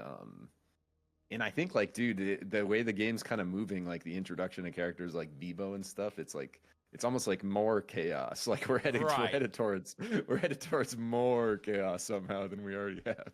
And I think that's why I really think that adding more hunters is going to be like the big thing for the future of SUPERVIVE, because having all that variation will make it so that every game feels so unique, right? There's already a lot of RNG that's going to make it feel pretty much it's going to be impossible for every game to feel the same. But when you add in more hunters, it just makes it so that it really does feel different. It makes it so that you really have to learn more about the game to be really good, but you can still load up into any game, know your character, know where you're landing, and as long as you have those down, you're still going to be in a really good spot. Yeah. And there are like, certain hunters to that point, like as they add new hunters, like there are hunters that are, going to be maybe more just like DPS, like kill focus, but there are hunters like this little guy that are going to be literal agents of chaos. Like their whole kit is designed around, pumping the chaos level up a notch here, driving carts around, picking people up, shooting bombs. Like there's just kind of, and dude, I'm personally super excited for the next one because it kind of sounds like up my alley as far as playstyle. It's basically like a ranged burst mage. Like she's got Krista, she's got like some sound speakers and stuff. I'm nuclear curious. Sound power apparently. I will say that she sounds really cool on how she's going to play, and I feel like it's going to be, as you said, it's that burst mage from range where she's very squishy if you can get on top of her, and then she'll kind of fill a role similar to me as like Shrike or Myth, right? Where it's really about making sure that you're getting the damage off from the back line. Yeah, like a mage pumper. I'm imagining like almost like somewhere between Void and Bishop, where it's like Void, like longer range Void without the crazy CC, but you're still, kind of pumping with your spells, and then her having maybe some more mobility and type stuff like a, like a Bishop. That's just kind of what I've been imagining in my head is some like Void Bishop combo. I feel it, yeah. All right. Well, we are here for Game 4. We got to see where our golds are. The Hollows and Prisma Falls. Bullet Train is what we got to play with. I love Bullet Train. Teleport Soul, Shrapnel Soul. All right, we are going to have a spicy game. These are some good souls, good splits on our golds, and having one of the best variants for our Storm Shift. 100%. This is a formula for pure spice here. We see it happening in the win rings immediately, bro. Yeah, I was about to say, talk about pure spice. You land on top of each other in the abyss, not even on land. So next, SUPERVIVE Kings already having one player knocked as Bomba are chasing down some of these kills on other sides, wanting to get even better position, possibly looking to get inside of Academy for some of that loot there. Yeah, we saw the rings drop. Both teams trying to go instantly to Academy, but like you said, landing on each other over the abyss. Instant action there. Finn having one down here by Pumper. Actually, Chips it down on Pumper, sorry. So Pumper's actually a bit on the back foot. Still level 1 for Chapel, so not a great start for them down here. We do see Blixman is split at 3, and so is Hot Biscuit, so Chapel probably going to be just fine there as Pumpers look to recover. Yeah, it's still TTV down at Coldfang again. And honestly, Coldfang, I think, is just so strong that a lot with the global shop, dude, it's actually so strong now. Right. Like the fact that you can rush that first exotic with 15K is kind of makes Coldfang crazy, It's almost like a guaranteed exotic. I've noticed that and even Dawn Caps, you can get pretty good stuff from Dawn Caps and Frag Isle, so you can almost do the same thing there. I feel like more players are going to start doing that tech just because how much it can give you, like you talked about with all the gold that you can get. Getting that early exotic is always going to be big. And then you can play around the next exotic spawn up. But we see that Pumpers are still getting chased here. KCB. Chapel playing this well. Yeah, he's doing a good job. Level down, finding spikes. Remember, it is bullet train, so if they had fought too long onto the track, could have possibly had the clickety-clack of the train coming down the tracks. Yeah, Soul forced off there, though. Well played by Chapel, just constantly getting pokes in from the Zeph. Forces that brawl to turn around, cannot continue the pursuit. Nice fight, though, by KCB, kind of getting the betters of Pumpers in this early advantage. We see the rest of Pumpers up here on the split farm. So Hot Biscuit and Blixman have kind of just been chilling while Chapel and Chipsa are wasting these guys' time down here. Coming over to TTV, Adamark is down as they're in a fight against Khan. Coin flip right outside of the keep. They got to be careful because here's that resurgence as they are chasing into the desert. Is the desert really going to be safe for you, Coin flip? Getting pushed back, and they're looking for that brawl. The chains have landed as they were almost able to follow that one up, but he was able to juke for now. Hercules on the wrong side, away from Aluna. But Anko, do you send anything out? Do you try to save Hercules' life, especially when they're hunting so vigorously, looking for the Brawl v Brawl duel? Chains to connect on one, but a nice change from Hercules. And there's that resurgence to Ori. Now turning their attention instead onto Jewel. Nimano could be a sacrificial lamb purely to get Hercules out of there, but good job by Nimano. I don't think you want this one. They do get the knock onto the Ori, but now you realize there are more members there than you are ready for. Resurrecting the Ori, so they're back online, and now with Coin Flip completely separated, it's not looking good for them. Yeah, and that whole time their Myth Short T already escaped to the north, so they're playing, from a numbers advantage. But nice look from Hercules and Nimano there too. Kind of reverse to get that knock, put some pressure, but it's not going to be enough in the end. They're Aluna as well, kind of hiding on bush down here. So it looks like Coin Flip kind of waiting to find a good, just wait that resurgence through, get their teammate back, try to find a regroup here as they are constantly split. Speaking about split, Ezib hanging out in lava, setting up a two-way TP on the BEEBO. Already Abyssal Fang, two-way teleporter. 4 minutes in here. Yeah, they got a good loop up north. That's where they all had ventured towards. I was talking about Dawn Caps, and I've been pretty decent. Like it's the Nutty strategy, right? We've seen the Nutty do strat. That I love all it the time, and it works out really well. Top side well. of the map is ours. And now other teams are starting to learn about that. They're starting to realize how strong that can be. But we have this fight over the Abyssal. It's a yearbook that is on the line. You need to take that, and unfortunately for two teams already having knocked, TTV having the pull, so they should be able to save the Ori's life. But Finn, take control of the boss. They have the inner angle, and having level 5 or Innova can allow them to re-engage despite it being resurgence. 30 seconds remains on that one, and they're going for the full dive Abyssal Breaker as they're looking to break apart the Pumpers and keep them all separated away from that yearbook. That's down to 50% remaining on it. Yeah, and now everyone off it at this point. Pumpers continuing to be annoying, though, just like chipping away at the flank of Finn. Finn playing this very well, but they kind of push right into Pumpers so they don't become the middle of this sandwich. As we see TTV and Finn looking to re-engage on this yearbook as a bunch of knocks happening somewhere else on the map, but don't want to miss this yearbook action here.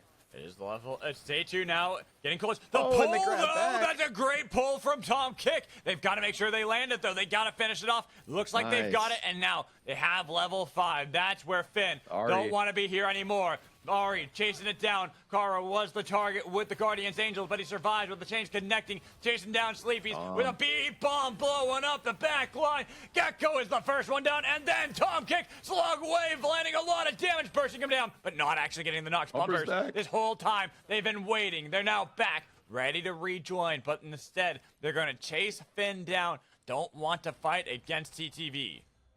Yeah, and while this action was happening, we've been seeing constant knocks from KCB here. It looks like they're in it with Bomba, Ashitaka, or Ashikata getting the knock on a member of Bomba there. Taking a look at Bomba, Kaggirl Cafe, and Tredsy, last two left. They were able to get the teleport soul. It's probably what we saw. All the fighting was over there. So they are going to come away with that objective in the end. Arguably one of the most powerful souls. It sort of loses a bit of its power as you get to that final circle, but still can be incredibly useful there in the right situations. And some of these players, knowing the map as well as they do, that positioning can be so crucial. So we're going to have to look, and I'd say Bomba probably one of the best teams to utilize it here as far as experience. As Bomba now find themselves in a pretty sticky situation up against WC. They have level 6 on each side, but here's the Pokeball that was able to get the stun on Niza, but Niza was able to separate a little bit. Well, Mithy taking the damage. Instead, Niza's the first one to fall. But we see that they know how low they got Mithy already, and they dive right on top of him to take out another member. But we see TTV losing to Pumpers. They're getting low. It's just Teldo as he tries to get away, but he's spiked down over the abyss. One little health, and unfortunately, the BEEBO couldn't make it out. Yeah, we come right at we see all the kills drop in the kill feed as we're watching other fights. Speaking of that, like, there's just too much action here, Magical. I can't keep up with it. Everywhere I look, we see teams fighting each other. And right there, yeah, Pumper's getting the better of TTV pretty early on here in Game 4. And then Button Masher's getting the better of Finn. Jason down these members. That Guardian's Angel, the double up on Zeph, not going to be useful anymore because they are gone. But yeah, crazy that we saw that our team of TTV Turbo Velocity, they had actually gotten themselves, wow, and then Bomba at 9th too. So first TTV, then Bomba getting eliminated very early on. And how did Bomba end up down here where these guys killed them for their teleport soul? I mean, probably teleported, honestly. Oh, yeah. Dude, that's using that brain. Magical. Mine's still off because it's morning, maybe. Great call there, bro. Ooh. We are getting more fights, though. A lot of teams. Like you talked about, there are a lot of skirmishes going on everywhere. Pumpers, this game, they have taken over in many ways, as it was a blast-off from Hachi to try to get out of danger from the Pumpers, but they're already hunting down this Bishop, and they are canceling that flight into the heart. She goes, and bye-bye, Wispenders, only having Zeph left. Yeah, and like to the spicy fight down here. It's the three-way action. Hercules. I think Hercules.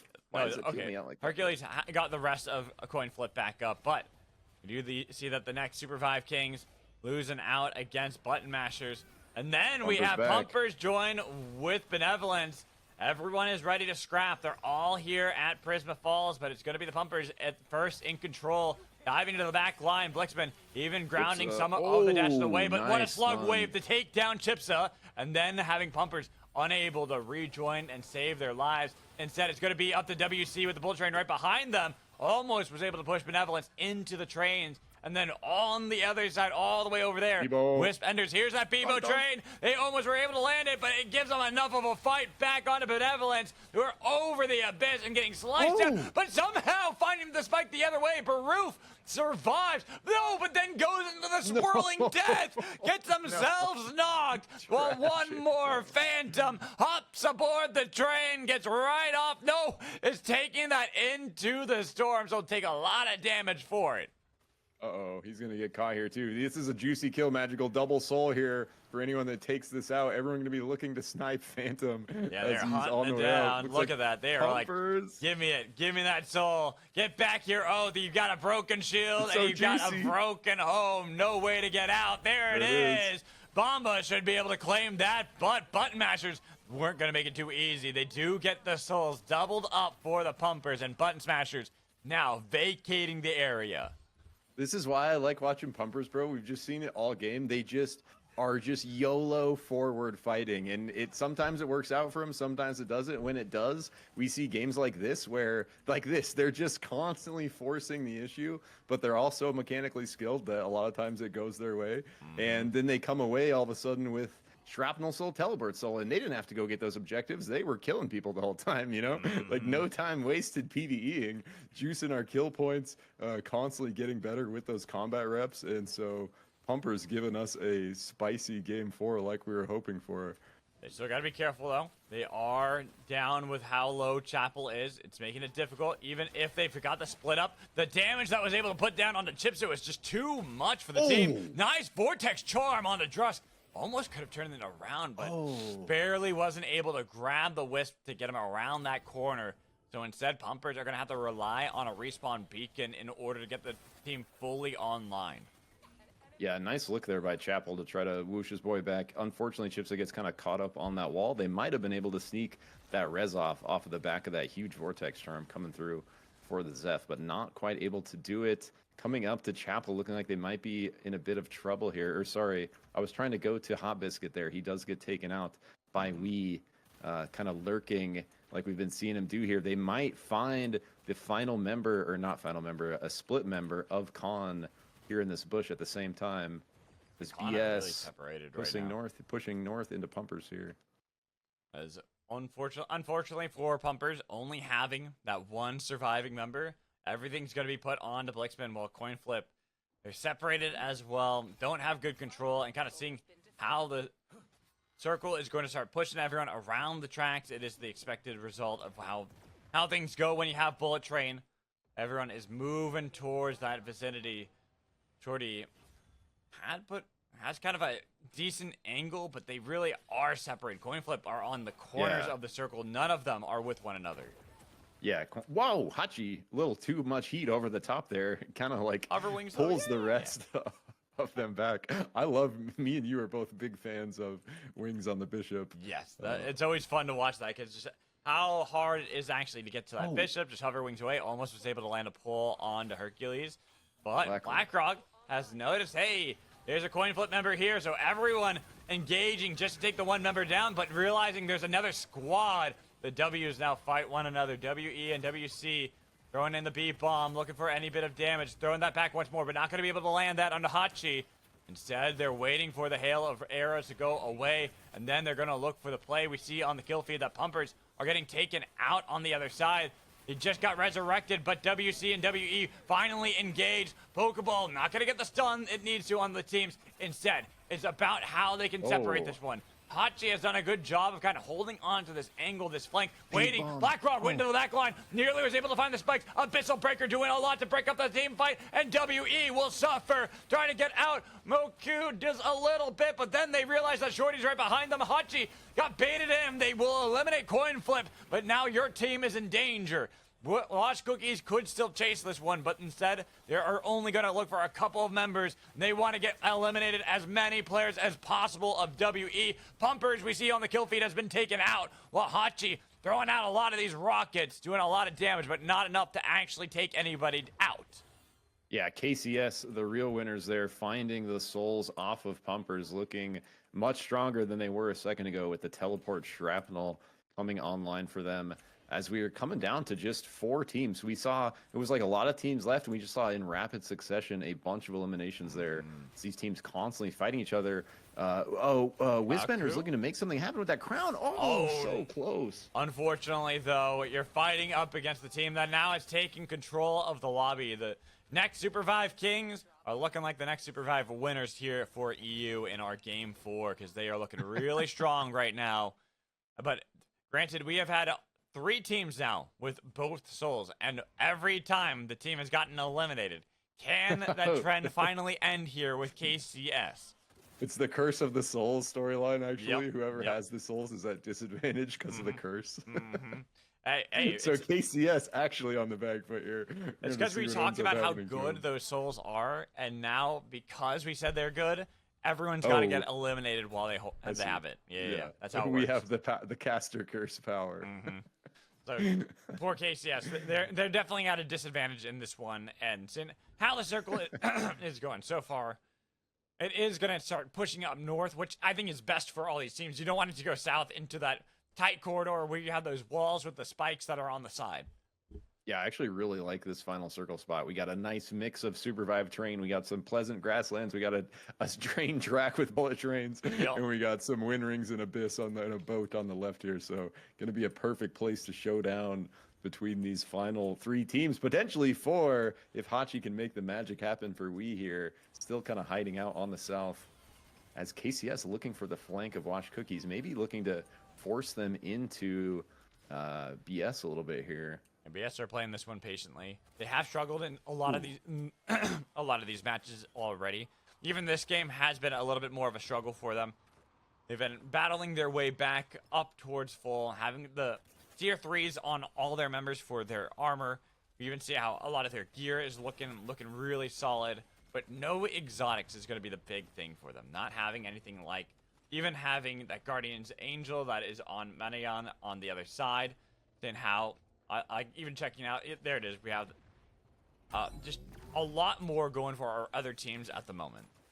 Yeah, And what they do have going from is if Sprokane can do something cool with this Wisp vacuum on the Kingpin, holding this Abyss Edge. So I think that's their best kind of. Oh, and we is all back here, bro. Yeah, they are, Looking but they have for broken armor, and that's going to be a trouble. They don't want to fight that one, not that early. Dude. They needed another team to join in. They take one portal away, but unfortunately for them, Alcu is going to be taken out. There's WE, and here's the Tong Train out the into the abyss. The play! What a play from our Washed Cookies. Looking great with that one. Easy. Nearly taking out everybody from Button Mashers. Oh, Absolutely my God. wonderful from Ezeb. Legit best Tong I've seen, bro. Absolutely beautiful from Washed Cookies, but now they gotta fight up against the team with all the souls. They've lost their BEEBO, right? No, they can't even resurrect him, unfortunately. It was confirmed as the knock on the other side. Now they've got to get off of this boat. It is not their territory to control, and it's just down to Clarny and BlackRock. Clarny tries to escape through the tunnel while BlackRock's getting chased down by 3 members. And in the midst of so many, the healing is just not enough. One more tick of damage will take down BlackRock, but that's the slice in from Cracky to deny that. But Clarny got back up now with Krabs up and available. The 2 against 4. Not looking too good, and Clarny's going to be the target. Take out the damage of that myth, throwing out the arrows as they can with another cannonball blast off. No more Oath, no more Washed Cookies. And we have our next SUPERVIVE Kings winning their second match of our scrims today. Let's go, dude. What a hype endgame. Washed Cookies, monster Tong by Ezeb to kind of clean up that last squad on the left, and then they get the 4v4, but KCS just plays it so well, man. Really nice fight, and they kind of like force the pressure off the back of that Tong. BEEBO's, all the BEEBO stuff is on cooldown. They find the BEEBO kill early. Now it's the 3v4, and I really think there, bro, BlackRock gets out to the north on the Brawl, gets crown. If Krabs and Clarny are able to get back over to him and play around that crown, because he stayed alive for so long up there with like 1 HP, you know? So I think if they kind of recognize that situation, and this is why we're scrimming, right, for this kind of practice, but Krabs and Clarny are going to be looking at that saying, man, maybe if we went back and helped our Brawl there, he gets the crown proc, we get Ezeb back in, and we end up pulling that one out. Because I think that was going to be their only shot there, procking that crown off the Brawl. So really well played by Washed Cookies to take out the 3rd squad, but really well played by our Kings of SUPERVIVE to, you know, reverse it around on them and come away with the W. So apparently this is going to be our last game. They're only doing 5 games today. Gotcha. So a little sad that that's going to be the case, but we have had some amazing plays so far. Like you said, though, that's definitely the best play we've seen from BEEBO on any of our games, that we've streamed at least. Yeah, I've seen a couple like ultra turbo like clips, but as far as what I've seen live, that was like, and in competitive, that's the best competitive one I've seen. Yeah, Ezeb looked really good on that one. I feel like the only he's been looking good all day, like in yes. competitive, like because we've seen some NA players playing BEEBO, but no Pensato really our main guy carrying the BEEBO in comp. But besides him, you know, not that many players working with it. And we've seen a couple here, Teldo, Ezeb, making him look like actually very strong, you know? It's like, I was talking, I think, with like Lemur and even Tom Kick about this, and BEEBO is one of those characters that it's not, like, if you're going to play him competitively, it's not just about you playing it well. It's your team understanding what BEEBO does. So you're like, right. if you want to have that played out, you have to almost be calling out what your slingshots are, what you have available. Are you ready to go in? How much damage have you gotten down? How much mana do you have? Things like that, like, have to kind of get called out that are additional that not everyone wants to put in. But you can see in the hands of someone in a team that has a lot of practice with this hunter, it can be absolutely disgusting.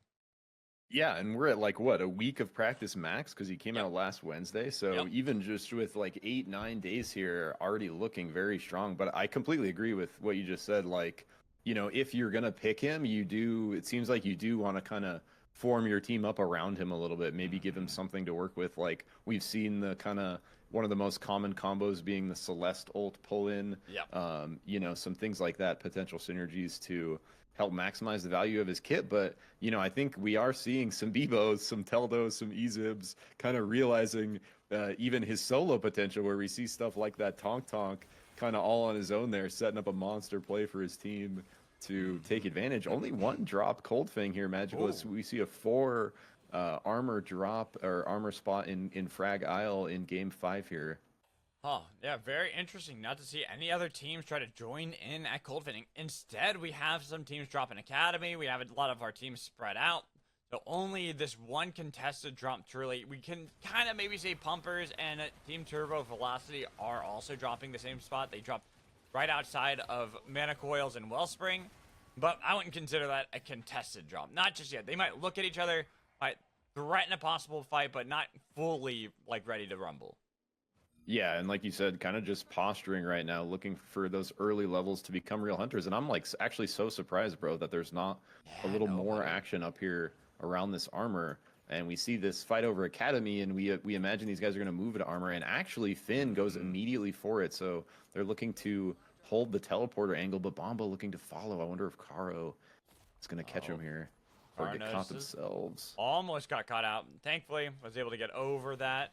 Was looking for any knocks, but Niza on top of him. Nice knockback with the static charge. Easy knockdown. And Finn, as they tried to move down to defend their support, have gotten themselves in a bad spot. That's why they split. They don't want to be together. They don't want all of them to get eliminated. Nova has gotten a good distance away, back towards the teleporter into Academy. The hammer back, but Niza followed that up. Another use of the teleporter to try to get away and trying to juke him out forever. It was a nice attempt there from Innova, but unfortunately, could only do so much for so long. Yeah, I thought Innova was playing that really well, but now Finn off the back of that Gecko, last member left here, hits a little warp for some extra distance, followed by Mithy. 1 second left on the res, so is going to get a member back. It is going to. They are going to split. Yeah, good call from them. Going right here. I think right now, Bomba, we're trying to go for the easy pickings, try to take down members that they thought would be a lot faster. That's why they split down towards that Zeph. We're just getting these early points for themselves. Early farm, early skirmishes that get them the better gear a little bit quicker. Maybe even get them towards level 5 if they have enough of these fights early on. Yep, and we see other teams kind of positioning around the same stuff. Pumpers looking at Button Smashers here. They love Pumpers, love these early fights, and this is like Pumpers' kind of advantage is winning these even early fights, giving themselves that power advantage they can carry into the later of the game, and that's what basically the more they're able to successfully do that, those are the games they win, where they, you know, kind of like they were doing last game, but not quite able to pull it all the way out, where they're riding the violence the whole time, and then all the way till they're the last squad with the other squad, and they finish that. But yeah. Big really damage coming through there. Oh, he daggers out there. Yeah, it was a great dagger out, and now he can re-engage, but they've already lost out on the Hot Biscuit, and now Chips is going to be taken down. Their armor is just not ready for this skirmish. They didn't have the ults. It is a nice Vortex Charm from Chapel, but they had to split up. Get Blixman back towards the fort, and with Chapel taken down, Resurgence is what's going to get Pumpers back on their feet. Yeah, really well played by Button Smashers there. You love to see a good clean 4v4 go your way, levels all level 4, so they do end up getting the better of Pumpers there. Pumpers going to peel out, going to be just fine, as we see action here between TTV and Mershak taking out the Ori, but Adamark, what a flank! Ooh. What an oath play with that Abyssal Breaker. Hasn't found the knocks just yet, but they've got a lot of damage onto WE, who try to re-engage with Slice and Dice onto Teldo. There it goes, the BEEBO, the pull that lands. This play that looked good, pull back on the other side from Tom Kick to try to save their lives. Teldo so close to getting back on their feet. BEEBO will rejoin with the team, but KCB have stopped the play continuing with 3 teams here. Nobody wants to be a part of it, especially with the vacuum cleaner on 1. Yeah, that was like such a cool Kingpin action. We got a pull, then a reverse pull from Tom Kick, bringing it back in. Teldo with that super Zeep, going to be looking for it here with the bomb combo. Waiting it out. There's no pull that lands from Baroof. Got very close. The dash in from Adamark, and then the dash in from the Ori as they look for the other side with a nice primal slam. Bye-bye, Kingpin. Ashikata could not take down anybody further. The B-bomb with the super Zeep landing. Huge. And Ashikata will also fall. Only needs one more, but no. Ashikata actually getting out for now. But where do you go from here? There's only the vents behind you. Was that 3 Super Zeeps for Teldo we just saw right there, bro? I think so. That's wild. I'm 1% seems low because like rolling a natural 20 is hard. That's like 1 out of 20, right? 1% is 1 out of 100. So he just rolled 3 1 out of 100s in a row. I don't know about that, bro. I think it might be higher than 1%. It could be. It could be a stealth buff. Is very possible. But also could be that I've had games playing BEEBO where I haven't gotten a single Super Zeep, and I'm throwing out a lot of Teldo's slingshots. taking all your lost Super Zeeps. The RNG going to Teldo. So I will say it's like, and I usually prioritize slingshot too. It's like obviously B-bomb, but I really try to throw out those Super Zeeps. Well, any Zeeps, and I never get Super Zeeps. I did have a game the other day though. I got 2 in a row, which was really crazy. Nice. It's like it is so epic when you see him come through. We see Teldo playing it really well there, able to go in with a bomb, then dodge the king. Oh! Noticing the play, saying hello. One slam of the hammer. They were trees. That's what they were playing. They're going for the tree gang. We saw that the other day. The tree gang from Nutty that lasted for a long time before coin flip. 1v3 in Nova. Even if you have a 2-level lead, it wasn't going to work that time. You do get taken down. Like, what is happening over here? He's like, it thinks he's on his own. All of a sudden, he's fighting 2 trees. Then he's fighting 4 trees. He's like, wait, what's happening? As we see that WC are still alive. It is day 2. Still on the run from KCS. Grind rail action down here, skating it up. Tony Hawk Pro skatering over the TTV wings. They're back up. They got back up because now it is day 2. Resurgence just ended, so the teams are able to rejoin with one another. And you have level 6s. Teldo could go for the Tonk. A nice B-bomb connects, getting a lot of damage. Can they save the team? A lot pushed back, but only 2 members that you have to rely on because Tom kicks out of there. Same with Teldo.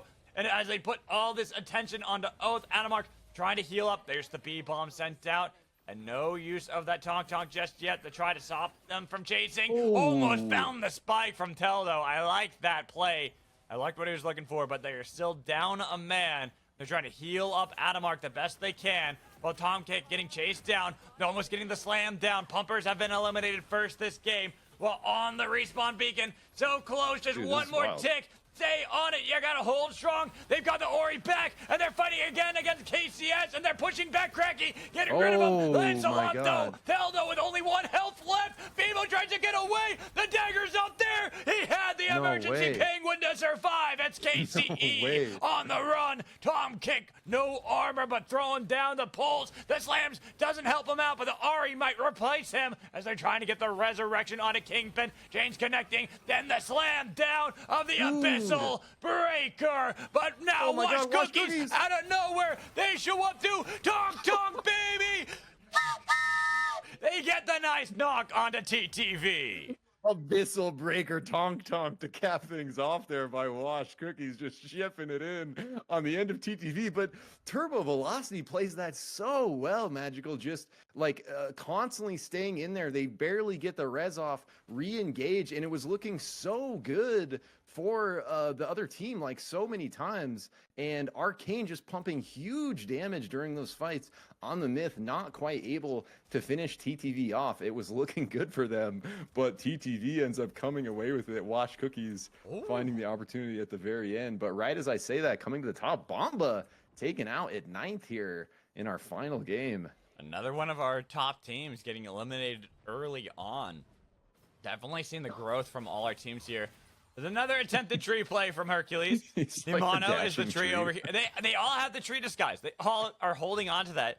Nimano, I love that it blends into the biome. It's great. Now, it's so good because it was so funny. They know you're there, Hercules. Come on.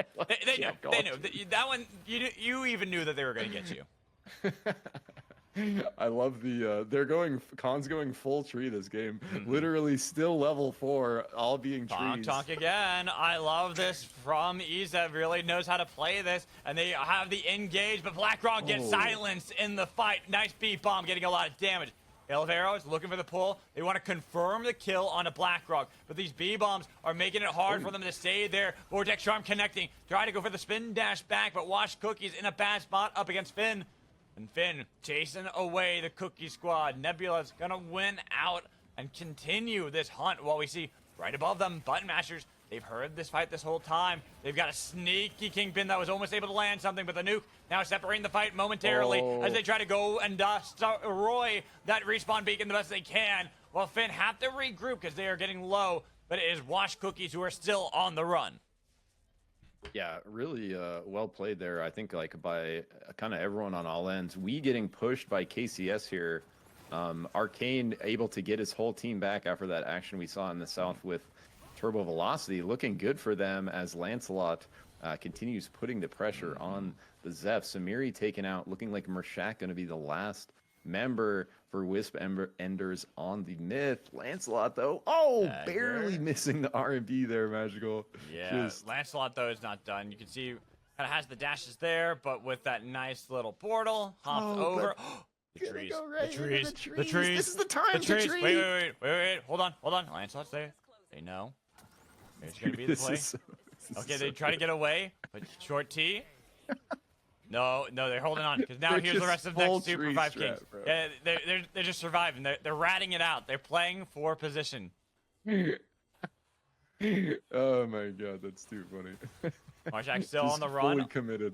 Yeah, fully committed, but unfortunately for the Wispenders, it looks like they're going to be taken down because another party shows up. The next SUPERVIVE Kings don't get the nug onto one, but they are getting chased away. Benevolence still on the hunt from the SUPERVIVE Kings, who now find themselves in a risky spot, fighting against their sister team, the KCs, duking it out in that vacuum cleaner, saying, "No, Cracky, you cannot leave." Yeah, another K-Core battle. The Benevolence comes out on top. If you haven't played against Wispender, for anyone out there, it is so obnoxious to try to get away from this thing once you're stuck in its pull. And it's almost like a black hole where, like, the closer you are, like, the bigger the gravity, the more you get pulled. And we've seen some, actually, at this point, ridiculous plays with teams having multiple vacuums. Tree play. Tree play. Maybe? Tree play. Nope. No, they're just ratting. They're just ratting it up. That's what they're doing. They're here for position, but where do they go from here? Because they gotta go over the tracks. They're looking to maybe like push the meta as like how far can you make it just as a tree without actually fighting? Not sure. Can you make it the final squad as a tree? By the way, both our BEEBOs have Super Zeep. Oh, what? Wait, did he get spiked? He barely went over the edge. It was the Super Zeep. But did he glide there, or did the Super Zeep just auto spike him?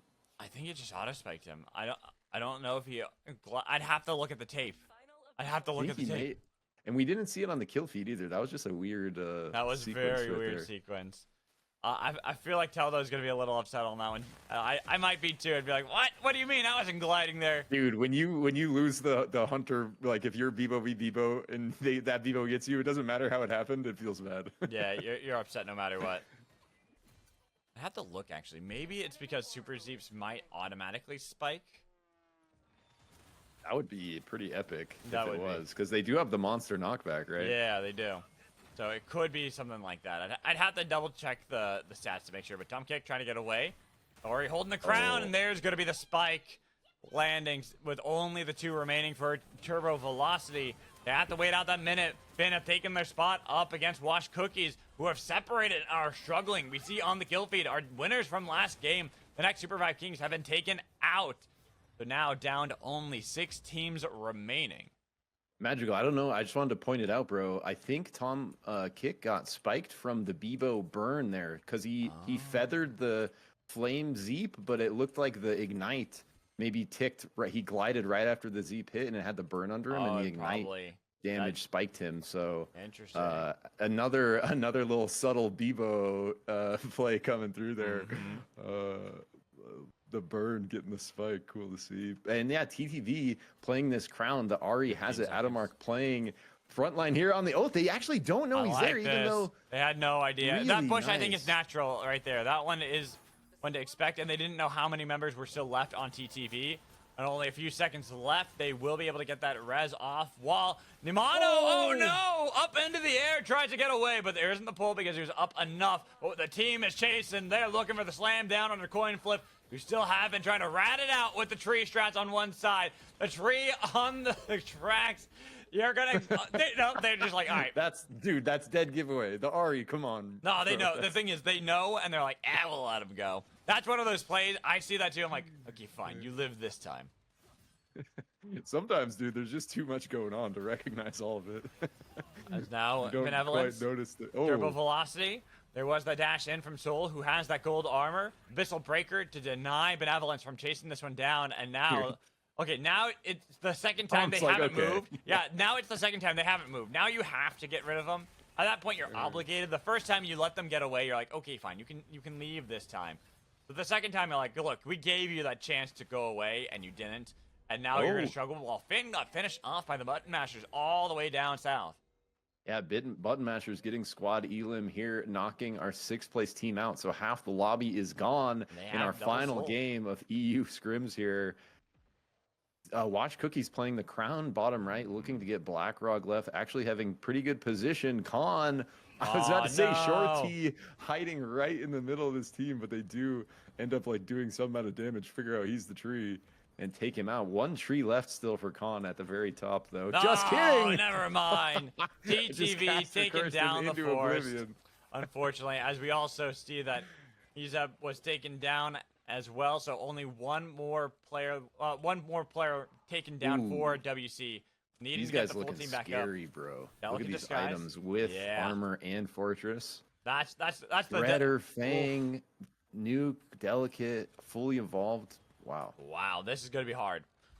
Yeah, Button Smashers are the team set up to win this one. They've found some good picks too. They've been looking really strong in how they've set up a lot of these fights.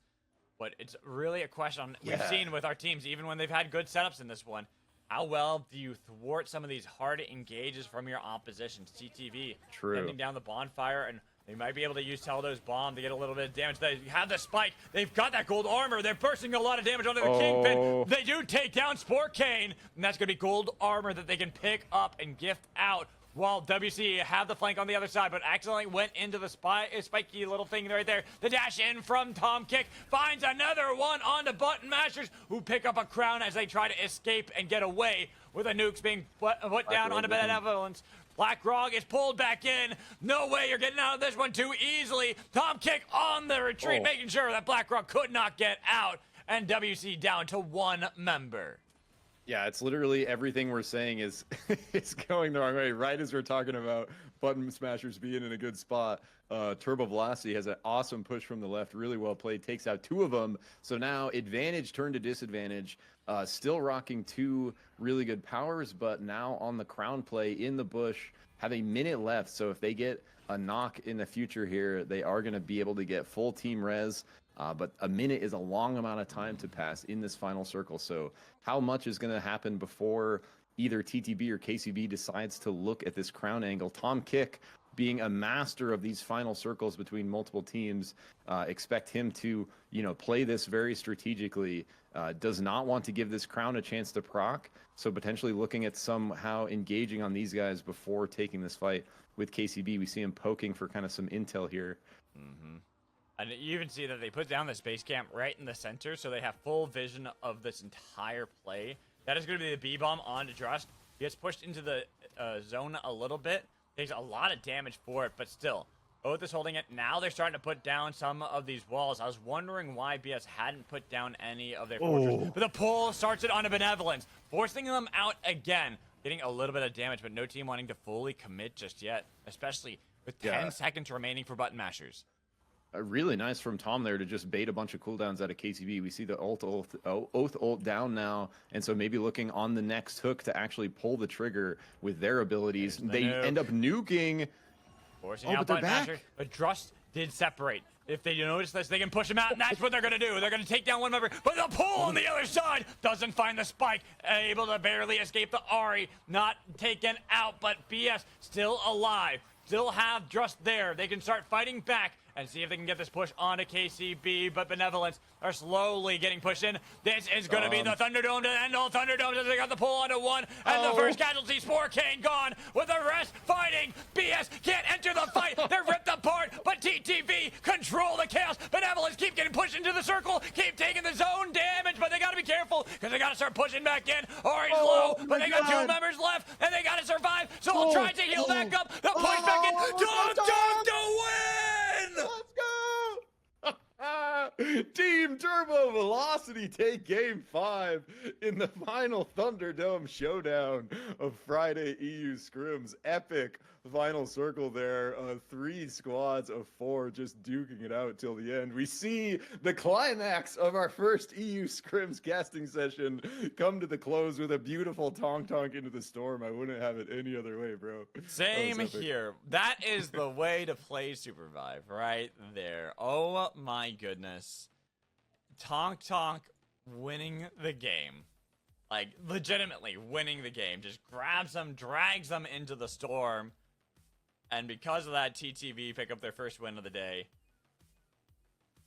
Dude, I had such a good time like watching these, dude. Like, it's a kind of like, you know, you get kind of comfortable casting the same guys over and over. It's cool getting like a whole new region, whole new look. And I recognize a lot of names, but it's been a minute since I've watched them, you know, really duke it out. And so, that was so much fun, man. Thanks for pulling me in. Of course.